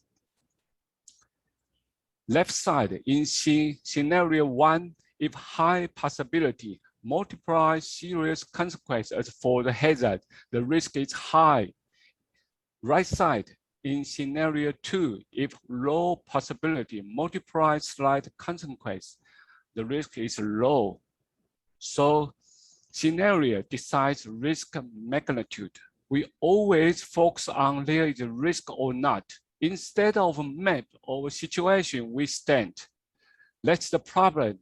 And let's reason why it's hard for us to talk to people, to communicate to people, and let them know the true story easily.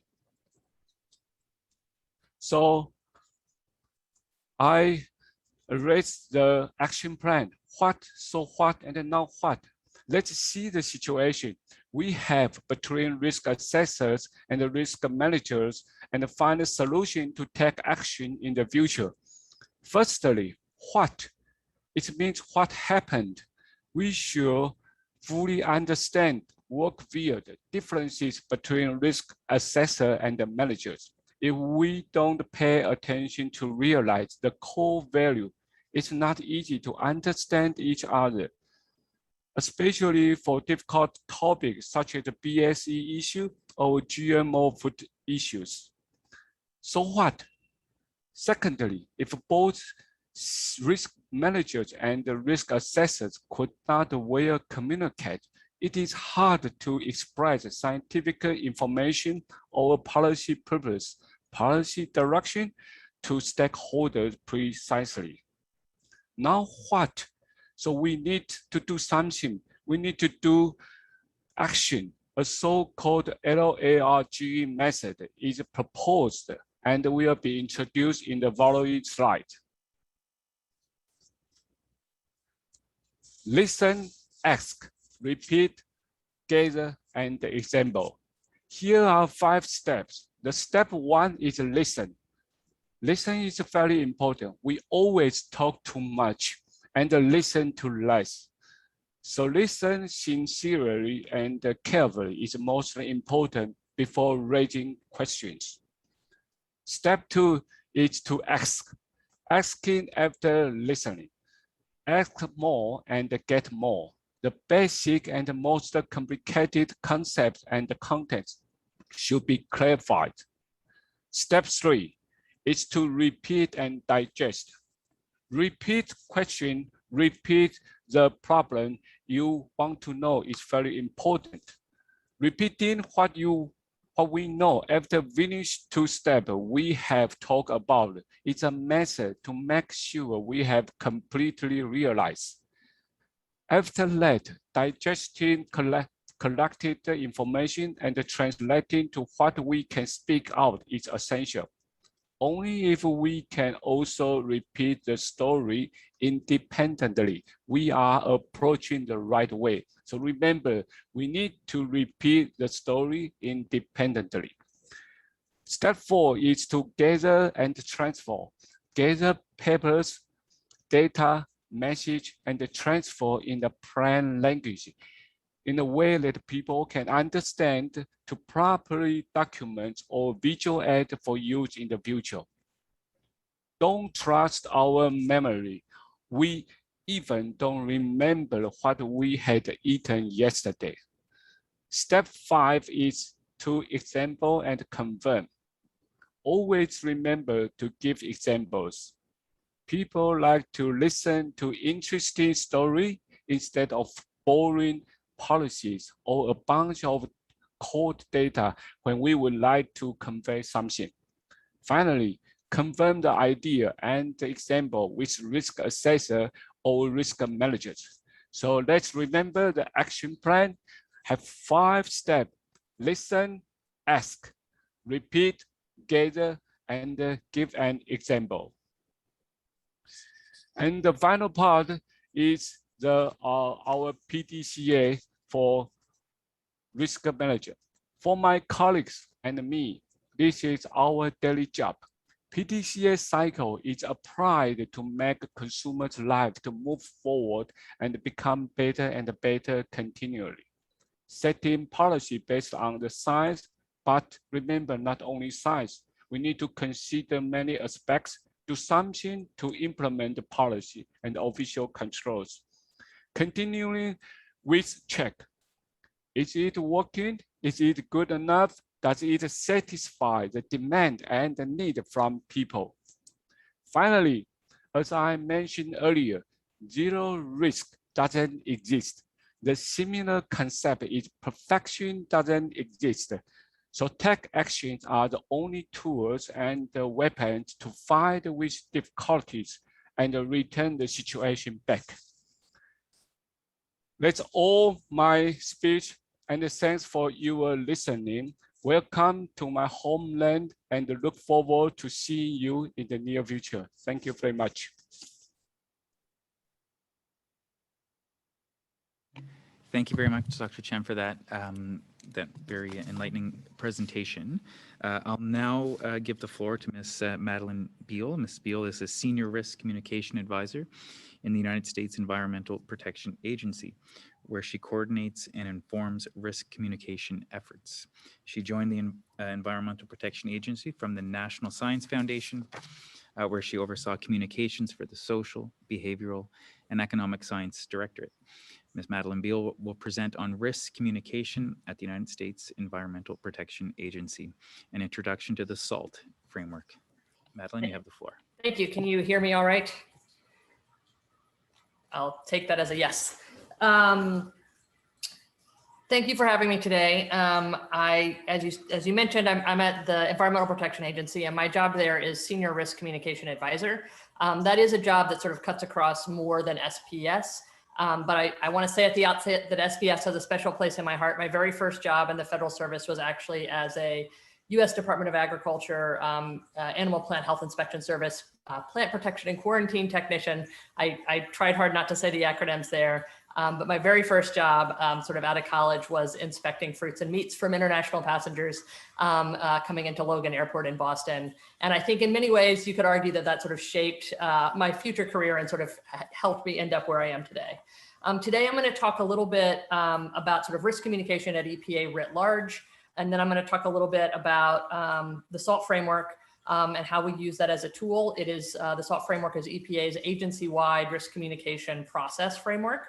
And then finally, I'm going to talk a little bit about how sort of all this would come together and apply to some pieces of SPS that's sort of relevant to this conversation today.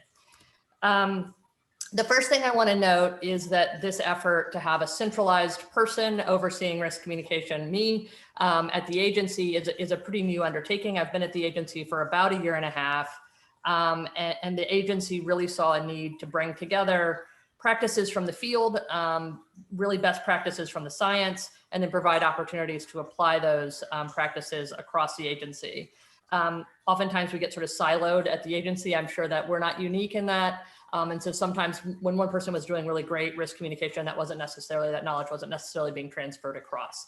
So that's really fundamentally what my role is to sort of start to build this infrastructure. And so much of what I talk about today, though, is still pretty new. We're still developing our understanding as we build out our projects, which I will talk a little bit more about. As we've worked on centralized risk communication messaging at the agency and efforts, I conceive of the work that we do really as being 3 parts of a 3-legged stool. And with that, it means essentially that although each of these sort of pieces is somewhat unique, they really do all need to be together in order to build that seat that's stable of risk communication. The first leg is to improve our risk communication process and tools, and I'm going to talk more about that when I talk about the SALT framework. The second leg is to really improve training for our staff. We have in the past year built really the premier risk communication training platform out there, I would argue. We built it with Compass Science Communication, and they're sort of a well-known actor in this space of providing science of science communication. But what we built with them includes basic foundational knowledge pulled from the research on risk communication, but also perhaps more importantly, lots of direct practice with experts who actually represent our audience members. For example, we've worked with community members who've been impacted by toxics and hazards. We work with city emergency managers. We work with environmental justice advocates and community farmers, and sort of providing access for our participants to train directly with these folks. Just to put a real clear example on it, we ran a training on the intersection of environmental health and agriculture. And for that, we had an NPR retired investigative journalist who had very recently reported on those issues. We had a member of Navajo Nation who manages both environmental health programs, but also manages a community farm where she teaches a farm education program to help use traditional practices to grow traditional foods. And then we also had 2 community experts who themselves had been impacted by toxics, not literally in their backyard, but not too far away at a site in their neighborhood. And sort of this reliance on audience experts is so important as it helps our staff go through training with an audience first approach. And that's so critical to good risk communication. Hi, Madeline, it's Greg. Sorry to jump in. The interpreters have requested if you could speak just a bit slower. Okay, I'm sorry. I'll slow down a little bit. Thank you. Sorry. Thank you. No worries. It's early here, so I've had some coffee. So far we've hosted these trainings on several topics, whether that's lead and PFAS, or environmental justice and agriculture. These topics really help us sort of bring together a network of folks working on the same problem that they then work through side by side with their colleagues, these issues. And then the third leg, as I mentioned here, is science. At EPA, we truly and deeply are committed to letting science drive our decision-making. And risk communication is, of course, itself a science in its own right. And so we're really trying to build more connections with that field to help make sure that we're bringing that science in faster to inform our work, as well as we can. So to take it back to that first leg of the stool, that's process and tools, right? And so the really big thing that we've done in the process and tools bucket, in the process and tools leg, is build the SALT framework so far. The SALT framework stands for strategy, action, learning, and tools.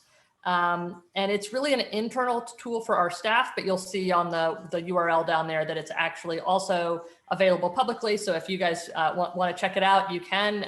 It might be valuable for some of the work you do as well. So the first notable thing about the SALT framework is it includes a new definition for the agency for risk communication.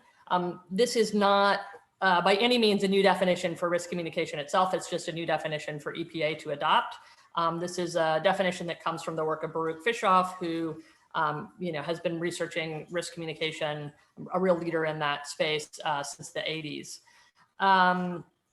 But the important thing to note about this definition is that it refocused the effort of risk communication, not on sharing information for the sake of sharing information, but on sharing information to communicate, to actually allow our audience members to make judgments, to make decisions, to make choices, to take action, right? We're informing for the sake of that decision making.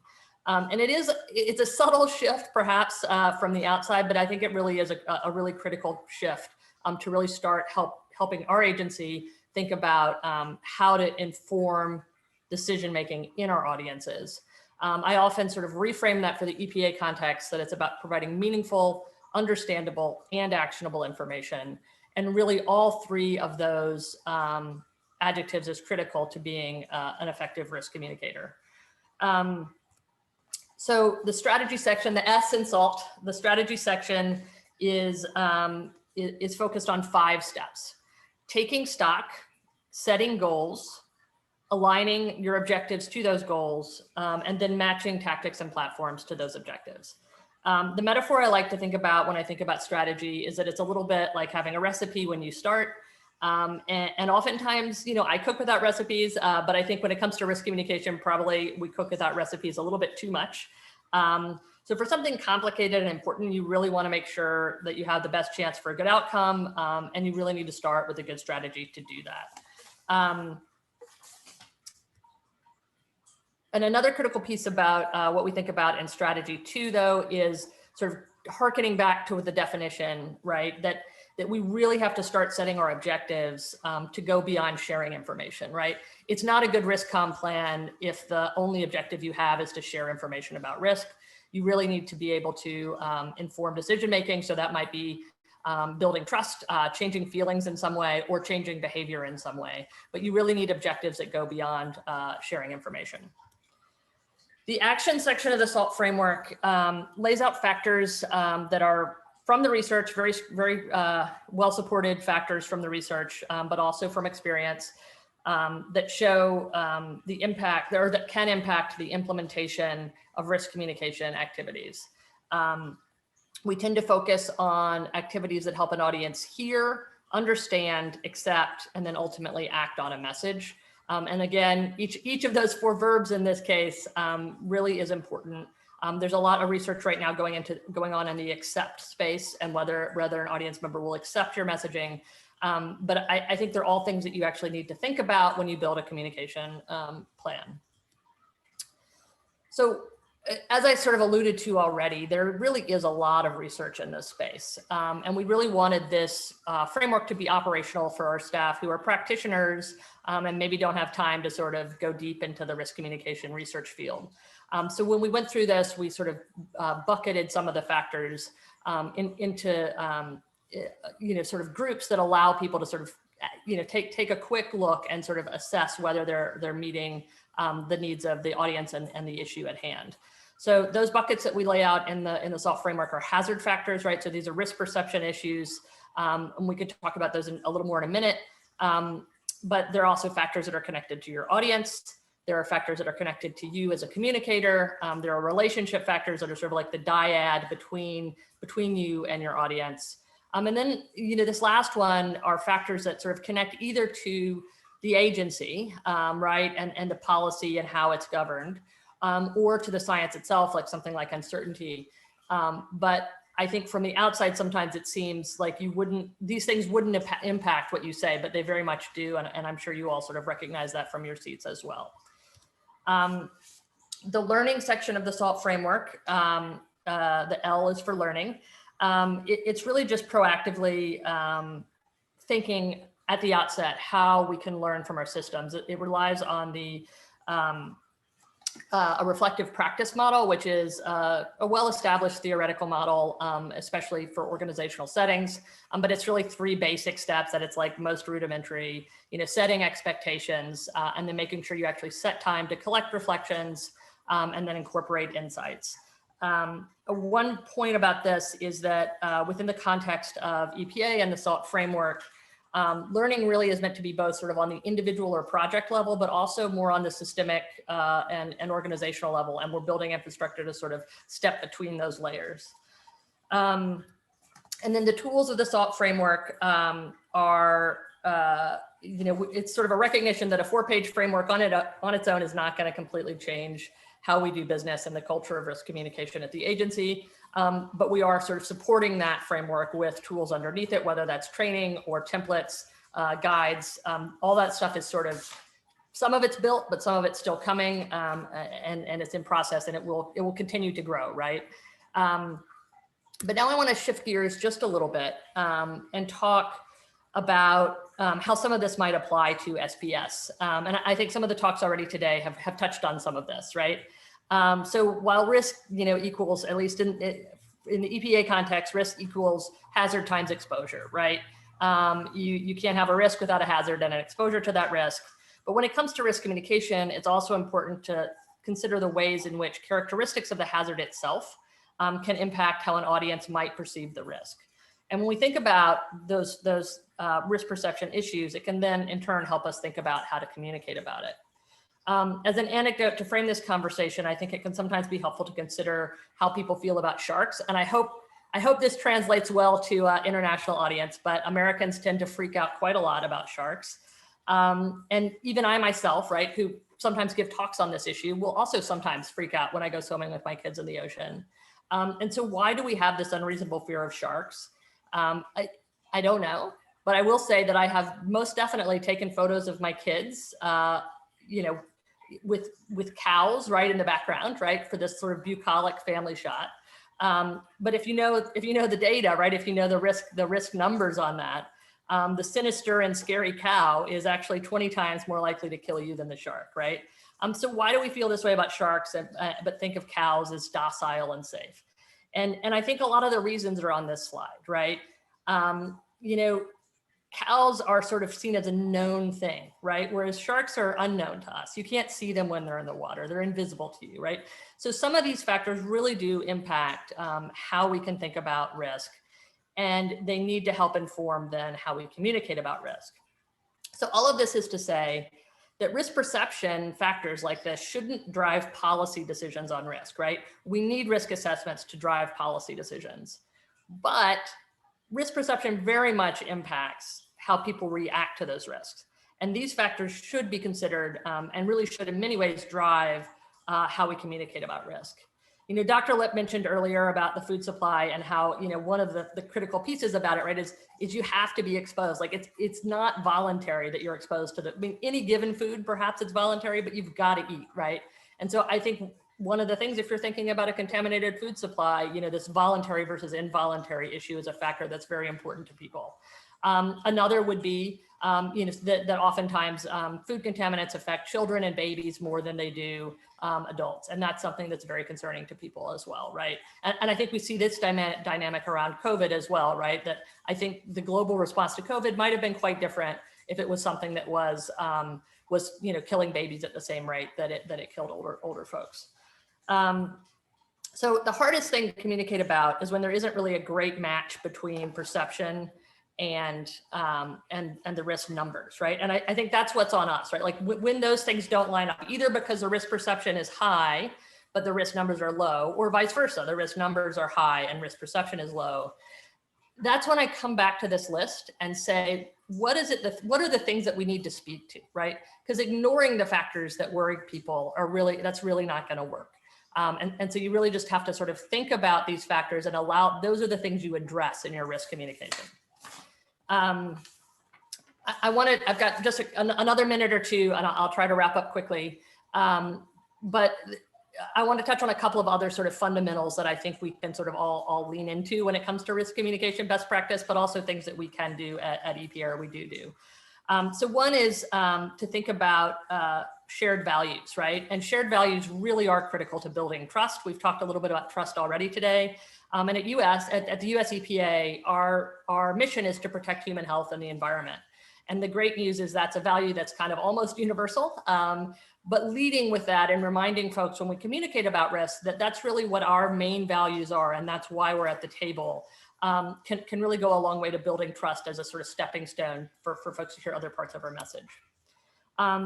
Another thing that I think really is critical to building trust is science-driven transparency. The example that I want to use here is the US Department of Agriculture's pesticide data program, which began in 1991. And it began with the goal of giving EPA the high quality, nationally representative data that we need on residues in food in order for us to do dietary risk assessment. So USDA collects the data and then shares it publicly on the website. And then we use that data at EPA, the same data, to do risk assessments. And so while a lot of consumers maybe don't need to actually get into the data on residue levels, it's very important to have this data publicly available and open and available on the website. It builds trust in the process by making it clear that our decisions are driven by science. And while the outcomes of this scientific process may not be entirely predictable, the process that drives it is predictable. And that's really critical to making sure that we have feelings of transparency, but also fairness in the data. And we already talked about how important fairness can be. So in conclusion, I just want to highlight that risk communication really is just a tool, right? It's something that you could use for good or evil, like any tool could be. By itself, good risk communication is not a solution to risk. It's a tool that needs to be used in the service of good policy. But when it is, when risk communication is used effectively, it will help us all achieve our goals, which I think brings us back again to shared values. So protecting human health and the environment for EPA, but science-driven transparency, fairness, a trustable process. I think these are all values that underpin the joint work on SPS issues, and they're values that better risk communication can help us achieve if we work together. Thank you. Thank you very much, Madeline, for that presentation. I am going to ask you now 2 questions, and you can choose which one you'd like to answer, both panelists here. I'm just cognizant of the time we have remaining, so this is why, and there are a number of questions coming up in the Q&A, and of course we'll have the informal conversation after the session. So the first question is, how can we improve risk communications in light of misinformation or disinformation that we see in public discourse? Is there a way, is there a role? How can we address that? And the second question is, should there be separate roles for a risk assessor versus a risk manager? And if so, why should there be separate roles? So I don't know who wants to jump in first on which question, but please feel free to, whoever wants to start off. I can answer that question. Okay. Okay. And as for the first question about if if it needed to separate. I think risk assessor and risk manager, they can be the same person, but it's very important that they need to run independently. We know the independent is very important in the framework of risk analysis. So if we can not separate the run independently is very important. This is my answer to the first question. As for the second question, I think the transparency is very important before we communicate to audience or to consumers and stakeholders.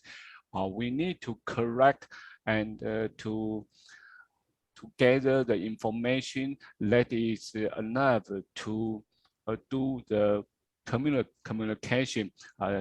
Just like my presentation, I raised the ARGE, the message, very important to asking, to listening, and to listen, to ask together, and to example, and then you can to transfer correct information to audience you concern. That's my answer. Thank you. I might just add a couple of other thoughts on sort of the misinformation piece. Not all misinformation is created equal. And I think there is some misinformation that's clearly motivated with, sort of significant resources and communication skill behind it. And then there's some misinformation that might actually just be sort of a misunderstanding that got spread, right? But there are some solutions that maybe apply across, right? So one is to go to trusted sources in the community that is sort of seems to be more accepting of the misinformation, right? So if you can lean on experts, surrogates that really do have that trust in the community, you can sort of build back some of that information. The other is, I think sometimes in government, we're a little reluctant to use the same tactics that are used by some of these slick, essentially PR campaigns of misinformation, right?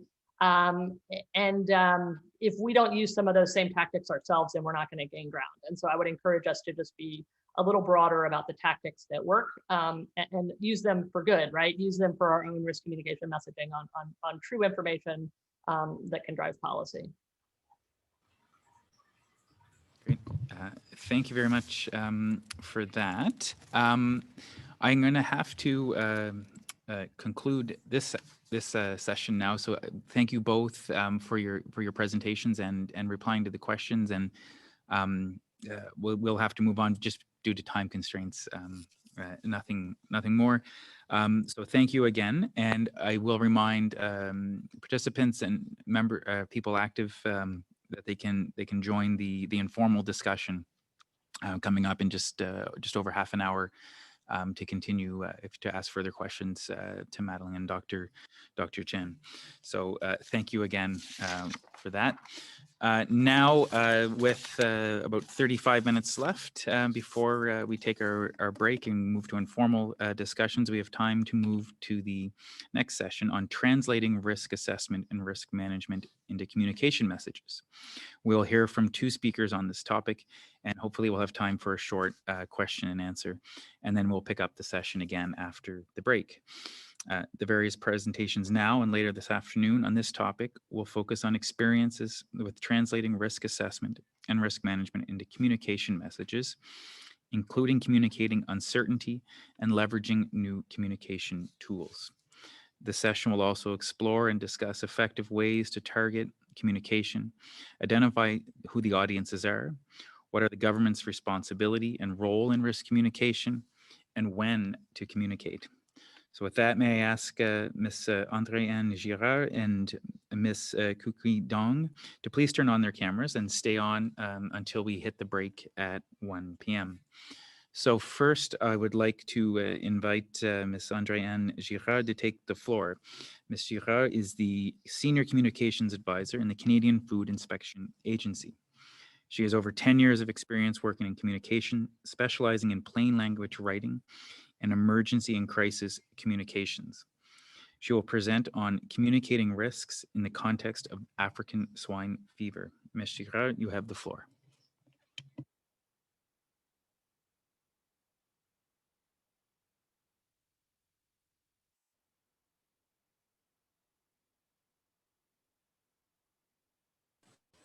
Good morning.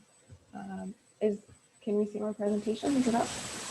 Yes, we can see hello your everyone. presentation. So today, thank you. I think there might be a little bit of a lag in my internet, so I hope it holds out. So hello everyone.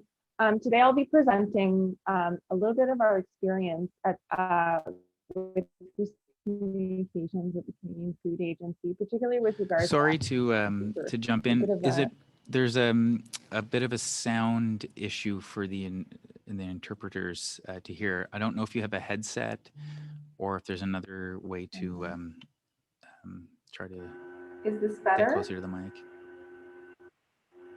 Is this a little bit better?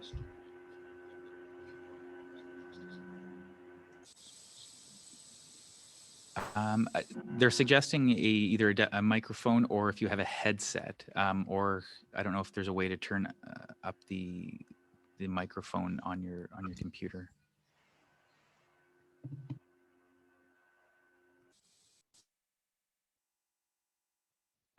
Is this a little bit better?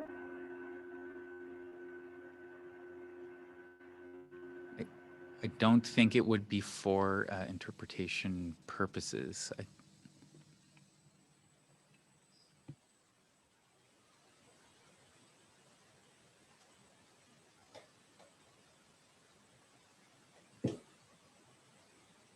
Perhaps I'll get you just to test, try again. I don't know if... Okay, hold on. Sorry about that.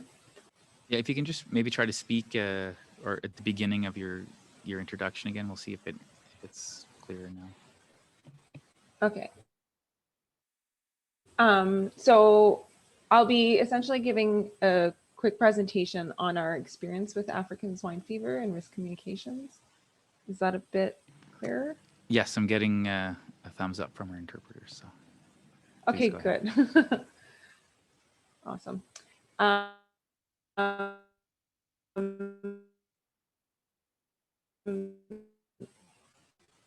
So risk communications is obvious, and it'll be different with how other countries and agencies around the globe deal with it.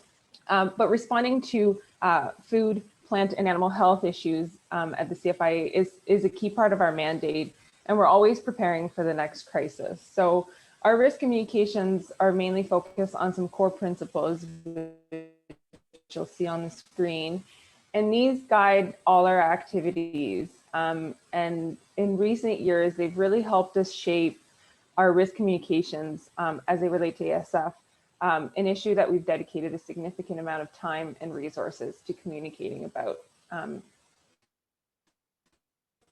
since 2018. So I won't go into too much detail about ASF because I believe a few key points to note. So ASF is a contagious viral pig disease that affects all pigs, but doesn't present a food safety risk. There are currently no treatments or vaccines for ASF at this point, and it continues to spread around the globe, unfortunately, but it hasn't been detected in North America at this point. So this slide provides a quick overview of what the impact of ASF would be for Canada. So you'll see that for us in Canada, the risk would be to the Canadian pig herd and to the economy. Just to give a snapshot, 20% of our exports, or our exports represent 20% of the world pork trade. So obviously a finding of ASF in Canada would be quite devastating for the over 100,000 Canadians that work directly or indirectly. So for ASF, our risk assessments identified 5 key main risk pathways that would be the most likely to introduce the disease into Canada. So inadequate on-farm biosecurity standards, international travelers, particularly from areas affected with ASF, feeding food scraps to pigs, contaminated animal feed, and contact with wild pigs. So these pathways were and are continuing to be addressed through various policy measures. For example, animal feed is being addressed through changes to our import requirements. But our communications team assessed which of those risk pathways would most benefit from communicating publicly.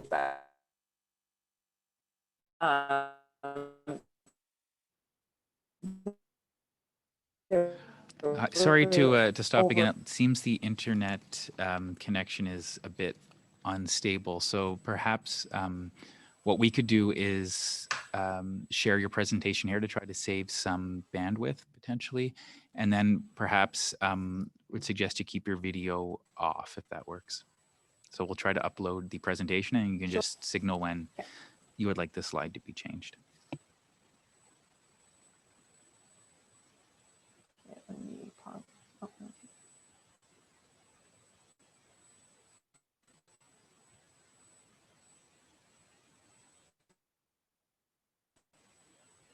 All right, so I think we're on slide 7.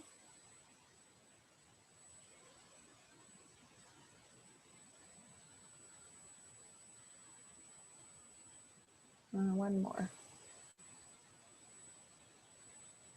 There we go. So for international travelers, you can go one back.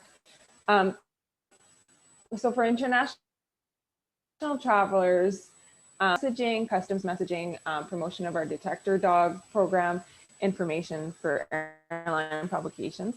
Another one of our key target audiences was ethnocultural communities, so retailers and importers, ethnic media across the country to help us get the word out, foreign workers and international students.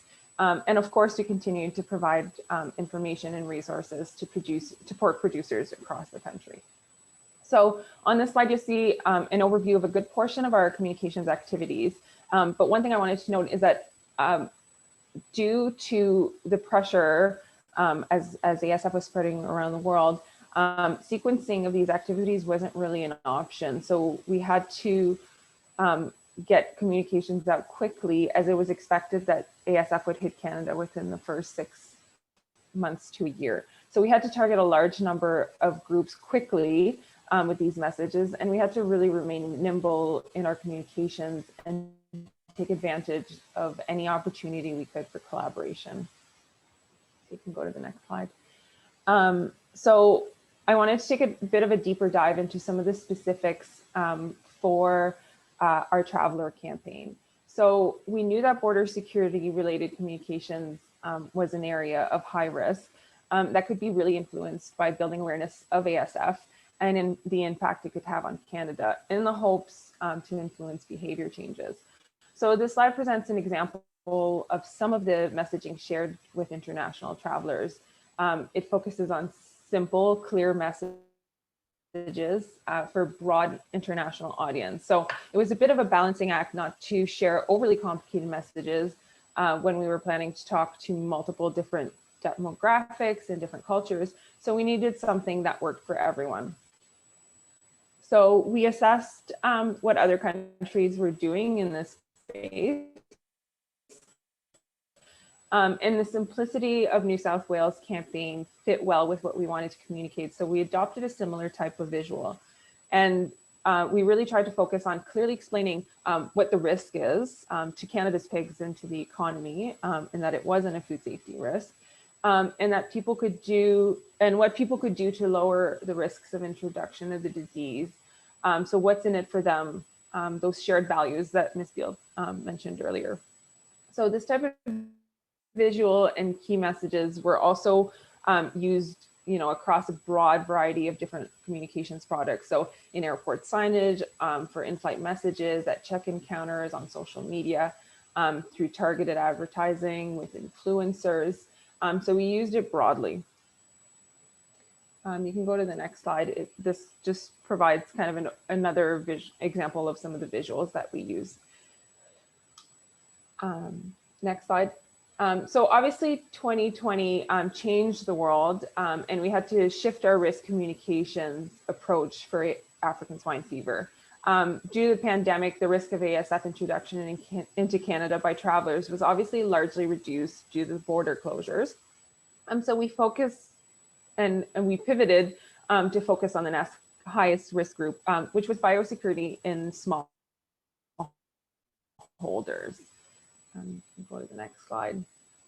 And these small scale producers were identified as a key audience for us and a growing audience due to the pandemic as more and more people were moving to rural areas and wanted to produce their own food. So to gather more information about this target audience, we did public opinion research as well as some marketing research. And we learned a few things about this key audience, which really helped inform our communications. So first is that this audience was very hungry, pun intended, for information.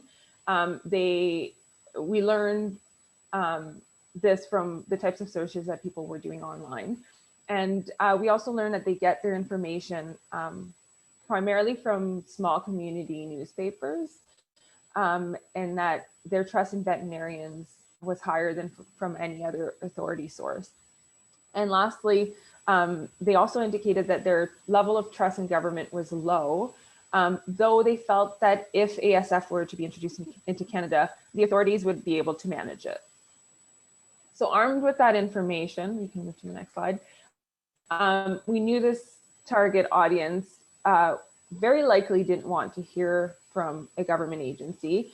So we had to adapt how we communicated when and where. So we used a variety of different tools to reach them, including advertising, influential partners, videos, social media, etc. And we're still continuing to do that, to provide them with the information they need and the information that we want them to have to protect their own pigs, their own farms, and the Canadian herd. Next slide. But one of the key communications tools that we've used for this, the most powerful tool that we've found for this has been collaboration. So for an animal disease like ASF, there's a bit of a risk in owning the entire response to ASF as a government agency. So that's why collaboration and partnership has been so important for us. It means that we share the story and the risk. So all the organizations that we're working with are motivated to work collaboratively to reduce the risk and to prepare for an outbreak, including on the communications front. So on this slide, you'll see a little bit how we work in Canada to as part of the ASF Executive Management Board. So this board is composed of federal and provincial government representatives, as well as national and provincial pork industry associations. And it's chaired by a national association, the National Farmed Animal Health and Welfare Council. So working under this executive management board allows us to tackle the communications in a way we've never done in the past. We're at the table with the various stakeholders in order to directly communicate with them, and really, a two-way communication to share risk information with them and to gather their feedback, and so that they can share it with their own stakeholders. And for us, this is where we've seen the impact of the biggest impact of sharing the risk beyond the operations or policy side. So as we saw with our traveler campaign, communications is a key piece of lowering the risk. So we developed a network specifically for communications, which is led by the CFIA. And through this network, organizations involved in ASF across Canada can come to the table and share their initiatives. They can gather feedback. For example, we shared our visuals for some of our campaigns with this group to gather feedback on our visual concepts and our messaging, because these are the people on the ground that have that can really provide us with valuable insights on how it can be improved. So the network allows us to work together on specific issues where collaboration can really make a difference, like emergency preparedness, wild pigs, and things like that. And so far what we've seen is that where some organizations may be weak and lack resources and the capacity to do some communications. Others are really strong, and we can really benefit from that and share content and expertise. Next slide.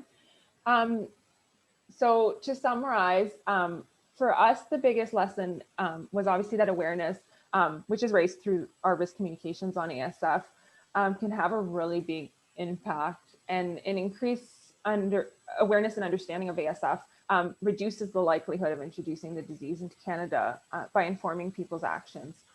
So we believe that our early planning of our risk communications likely contributed to Canada remaining free of ASF when it was originally predicted that it would hit within the first 6 months. So our work on ASF also showed that communicating in parallel with our partners really helps reduce confusion and builds credibility and trust, because the messaging is consistent across the board. And that would help now, as even though the disease isn't in Canada, but it would also help in the future if there were an outbreak, because the media is already aware of ASF, already has a good understanding, and they're a key tool in helping us share those clear messages, which are really key in times of crisis. And we're also informing our Canadian producers so that they understand the risk and the possible implications for them and their livelihood, so that they can prepare and have the best chance.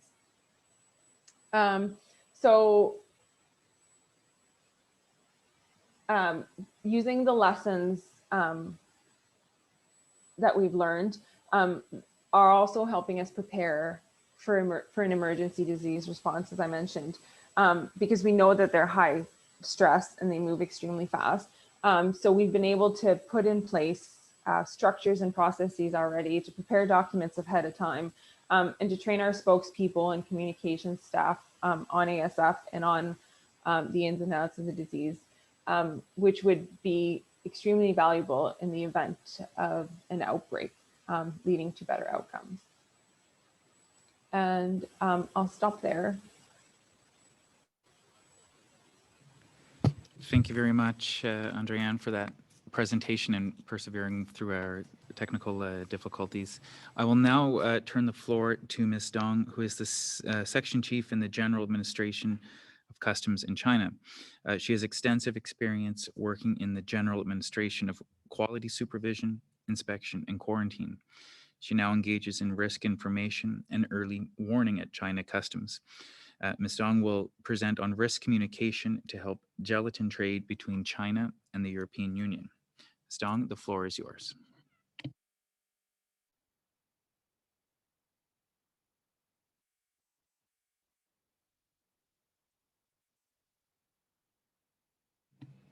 I believe your microphone may be on mute.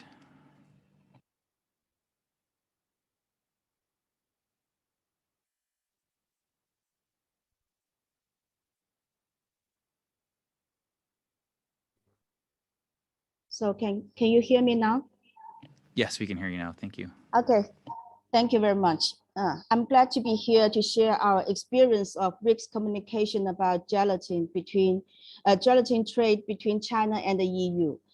First of all, let me introduce the gelatin briefly. The gelatin can be divided into photographic, edible, medical, and industrial categories according to its use. The key difference between the edible and the industrial gelatin lies in the raw materials.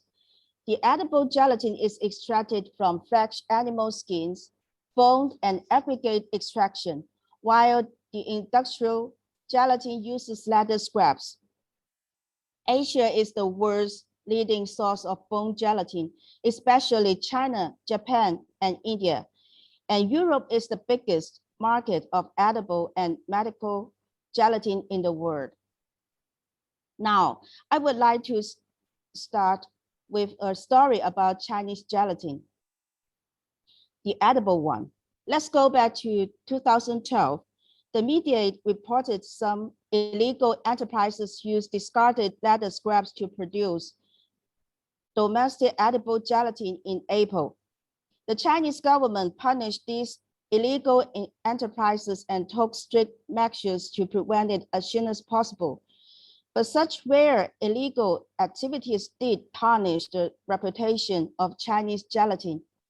Later on, in July 2012, the EU not only decided to remove Chinese gelatin enterprises from the list of third-party suppliers to the EU and rejected Chinese gelatin enterprises' new registration. Moreover, in July 2016, the EU amended the above decision.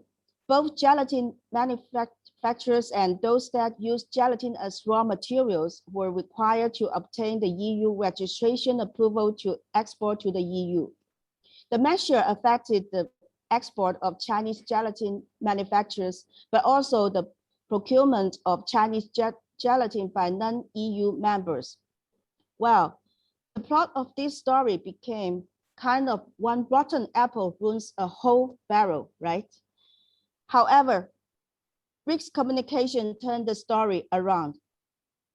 Through multiple internal and external risk communication and risk assessment, the EU finally recognized the Chinese government's supervision on gelatin and the sanitary status of Chinese gelatin. Then China came back to the list of third-party suppliers in October 2017.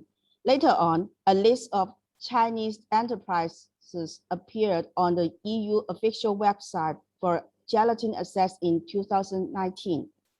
After hearing this story, I would like to show you the general situation of China's gelatin export to the EU and the world in the past decade.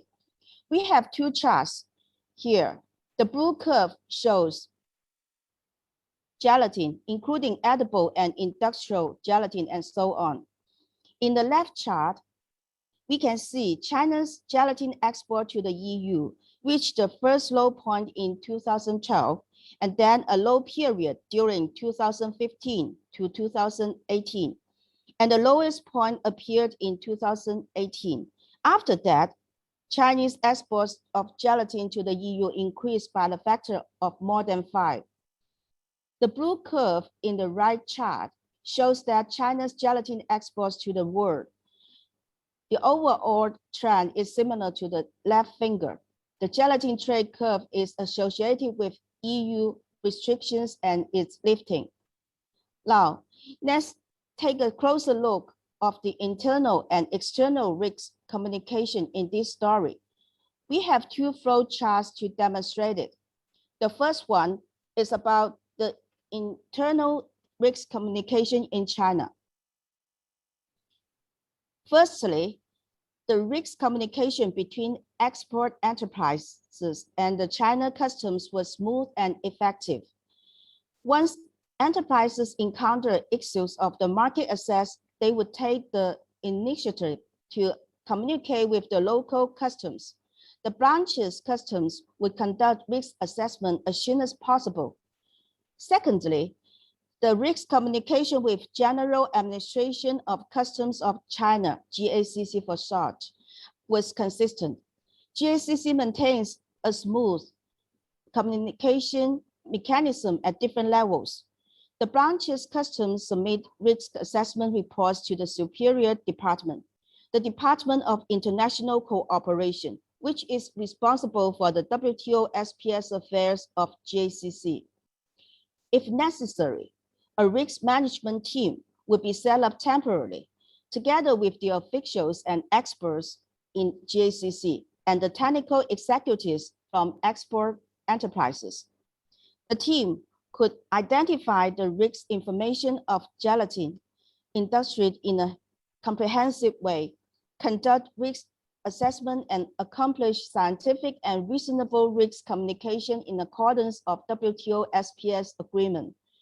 With the supervision of GACC, the export enterprises operated HACCP to manage the whole manufacturing process effectively.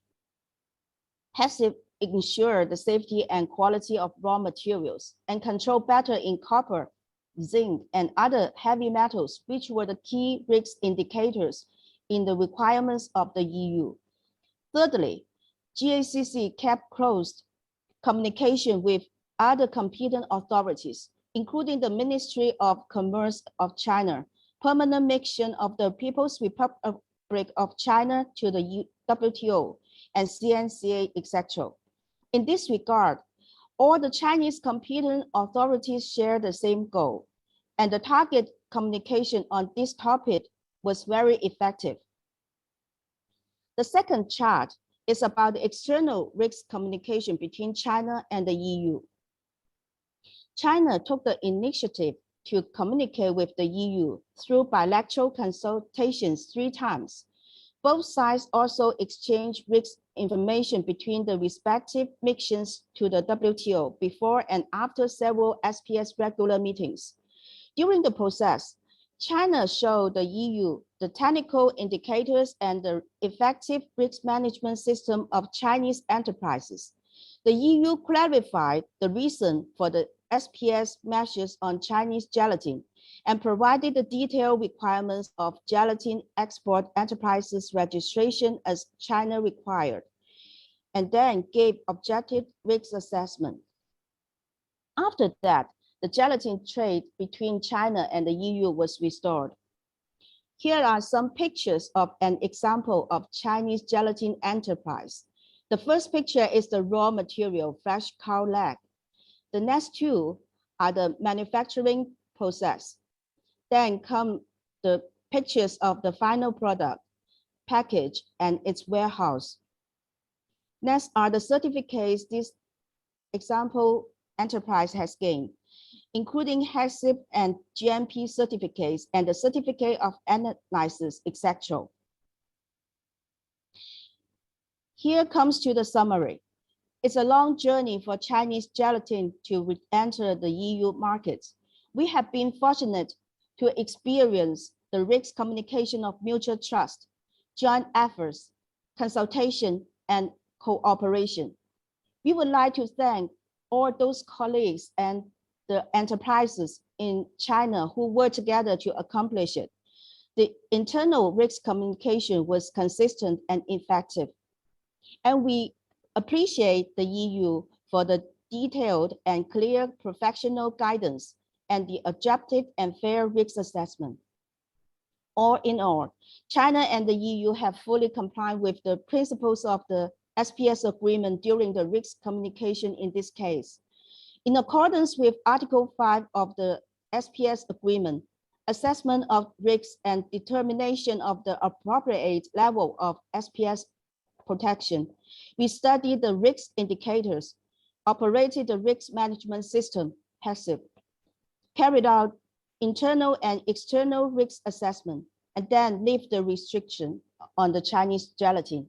It is also in line with the preamble to the SPS agreement to minimize SPS measures' negative effects on trade. In conclusion, this successful case is a win-win risk communication practice. It also provides a good reference for either China-EU or China and other WTO members to strengthen risk communication. To minimize negative trade effects of SPS measures and promote sustainable trade development and common prosperity. Thank you for your listening. Here, maybe I have one poll question for you to answer.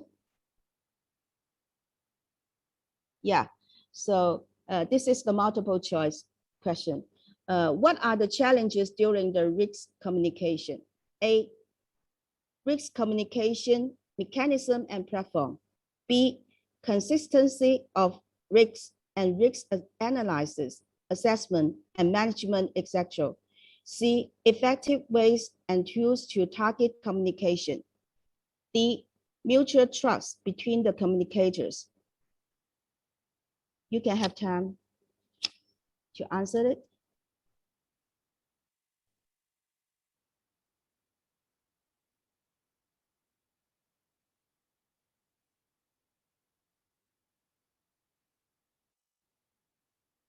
Shall we have an answer?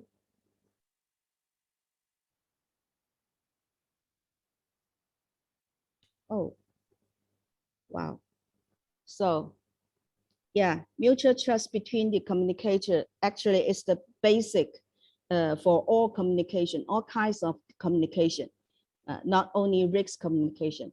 Yeah, I believe so. And for effective ways and tools to target communication, that's really help. And the consistency of risk and analysis, assessment, and management, I think is the core and key elements in the risk communication. Yeah, for the mechanism and the platform, I think it's very necessary for WTO members, among members. Yeah, thank you. Thank you very much.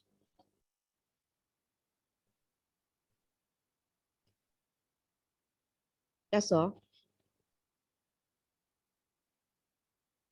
Thank you very much. Sorry, I was just getting my video back on.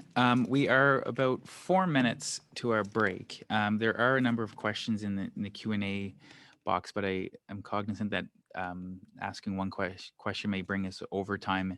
And then we have also at 1 moving into the informal discussion. So perhaps I would propose if you want to stay on and join the informal discussion where participants can raise Q&As for an hour, that may be the most efficient way to go forward. And I believe the link has just been sent again to make sure everyone has that. I do want to thank the 2 presenters in this last session this morning for their presentations and engagement.